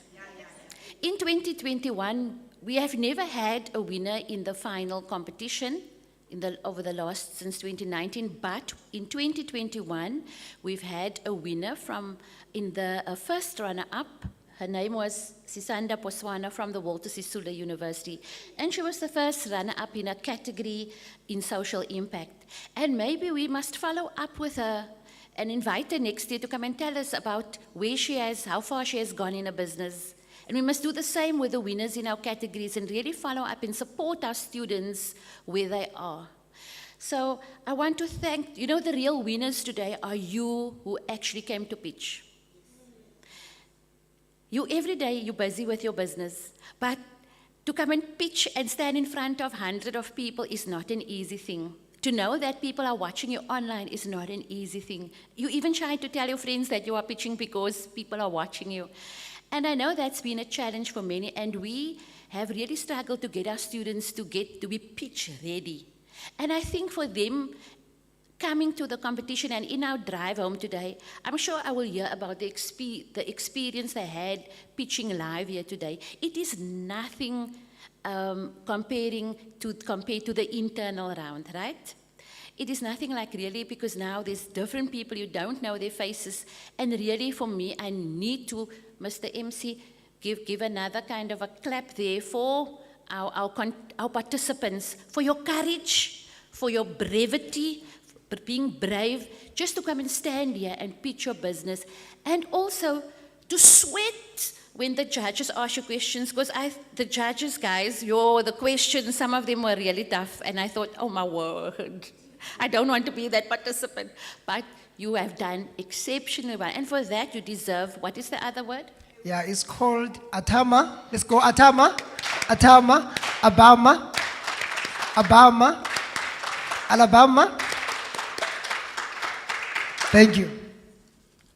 So thank you, judges. I know CD will thank you in her speech. I don't want to step into CD's territory. The MC, I know the CD will thank him in her closing remarks, but he's done an exceptional job. And that has been a highlight for me, because to keep people in the room, to keep them busy, to keep them focused on the competition is a mission. So MC, you deserve a what? You deserve. Okay, guys, for me, please, let's start from Alabama. Alabama. 10 times. Alabama, ta ta ta ta ta ta ta ta. Abama, ta ta ta. Abama, ta ta. Atama. Thank you. And I think we must bring him for next year for our competition, which I think Rhodes will be the host next year. So I think we're bringing him to Rhodes, right? I think we must take you. So, really just a special shout out to Sandile from EDHE for really physically coming to support us in this event. You know, we in the Eastern Cape, it's not always easy to put things together and to rush around and to put a competition, especially when it's four different universities getting us in the same room. We all have lots of work that we're busy with in this space. But Sandile, just the fact that you love us so much, that you actually came to support us. We know your favorites here in the Eastern Cape. I think it's because we treat him so well, right? We are good hosts. We appreciate you coming down. And so to all those who are still going to travel and who have traveled from far, even from all those students who have traveled from far, we appreciate that you took the time to actually come and pitch with this over these 2 days. And I'm sure from the judges' questions that you have received, that you will build your business to be bigger and better businesses. And take those comments from the judges, don't think of it as negative. Take those questions from the judges, go reflect on what was being asked to you, and work on your business based on those kind of questions. And I'm sure if you speak to the judges afterwards, they'll be willing to give you some more input on your business. So guys, this 2 days, I always tell my students, don't see a gathering of people who are like-minded. Don't waste the opportunity, because this is your opportunity to interact and to network with other like-minded people in the space. So don't be shy. As the person who welcomed this morning said, she said, take off your shoes. And what she meant is feel comfortable to interact with others and network with others. So, CD from Rhodes, I know she's waiting there. Is my 3 minutes up?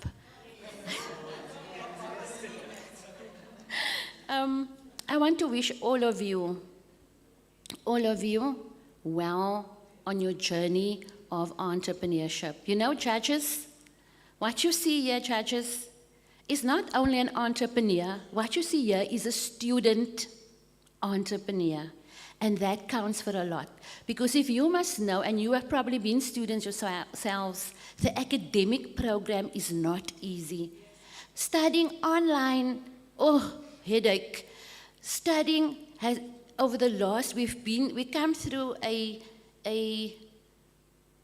what do you call this thing? A pandemic, and it is something which has been so, we don't understand, guys. We came out alive out of this pandemic, but for you to actually have operating businesses when so many have lost their businesses is admirable. And plus one, being a student, for me, you deserve a huge round of applause. Thank you. Okay, thank you so much, Miss Karen. She is from Nelson Mandela University and she is a student entrepreneur coordinator. Okay, thank you so much. I know, I think for me, in your highlights were somehow closing remarks, but I know we're going to have closing remarks. The person is going to be virtual. And my two highlights, I'm sure, and you know that my two highlights are your highlights as well. Anyone who can guess one of my highlights today? No. The first, oh, very good. Someone there said it. Next, that's what my first card. And my second one, my inspiration. The judges. My judges. Hey, when I say Mr. Dumalam, Mr. Morgan, okay. And lastly, but not least, what? A crow. A crow. Okay? A crow. Yeah, we are in a triangle. Okay. Okay, guys. Now the last item. Now closing remarks from Prof. Tsiri. Now also student entrepreneur coordinator at Rhodes University. Oh, she's so smiling, guys, over there. Over to you, Prof. Tsiri. Oh, masikumqhobela izandla.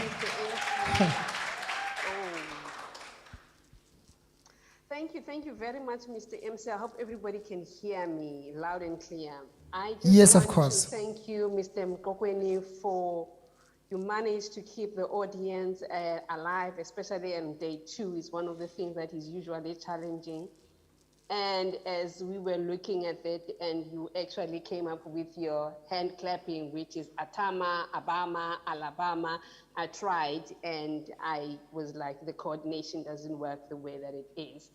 But I just want to thank you for doing a sterling job with us today and making sure that everybody is actually kept as audience, as participant, actually much more informed.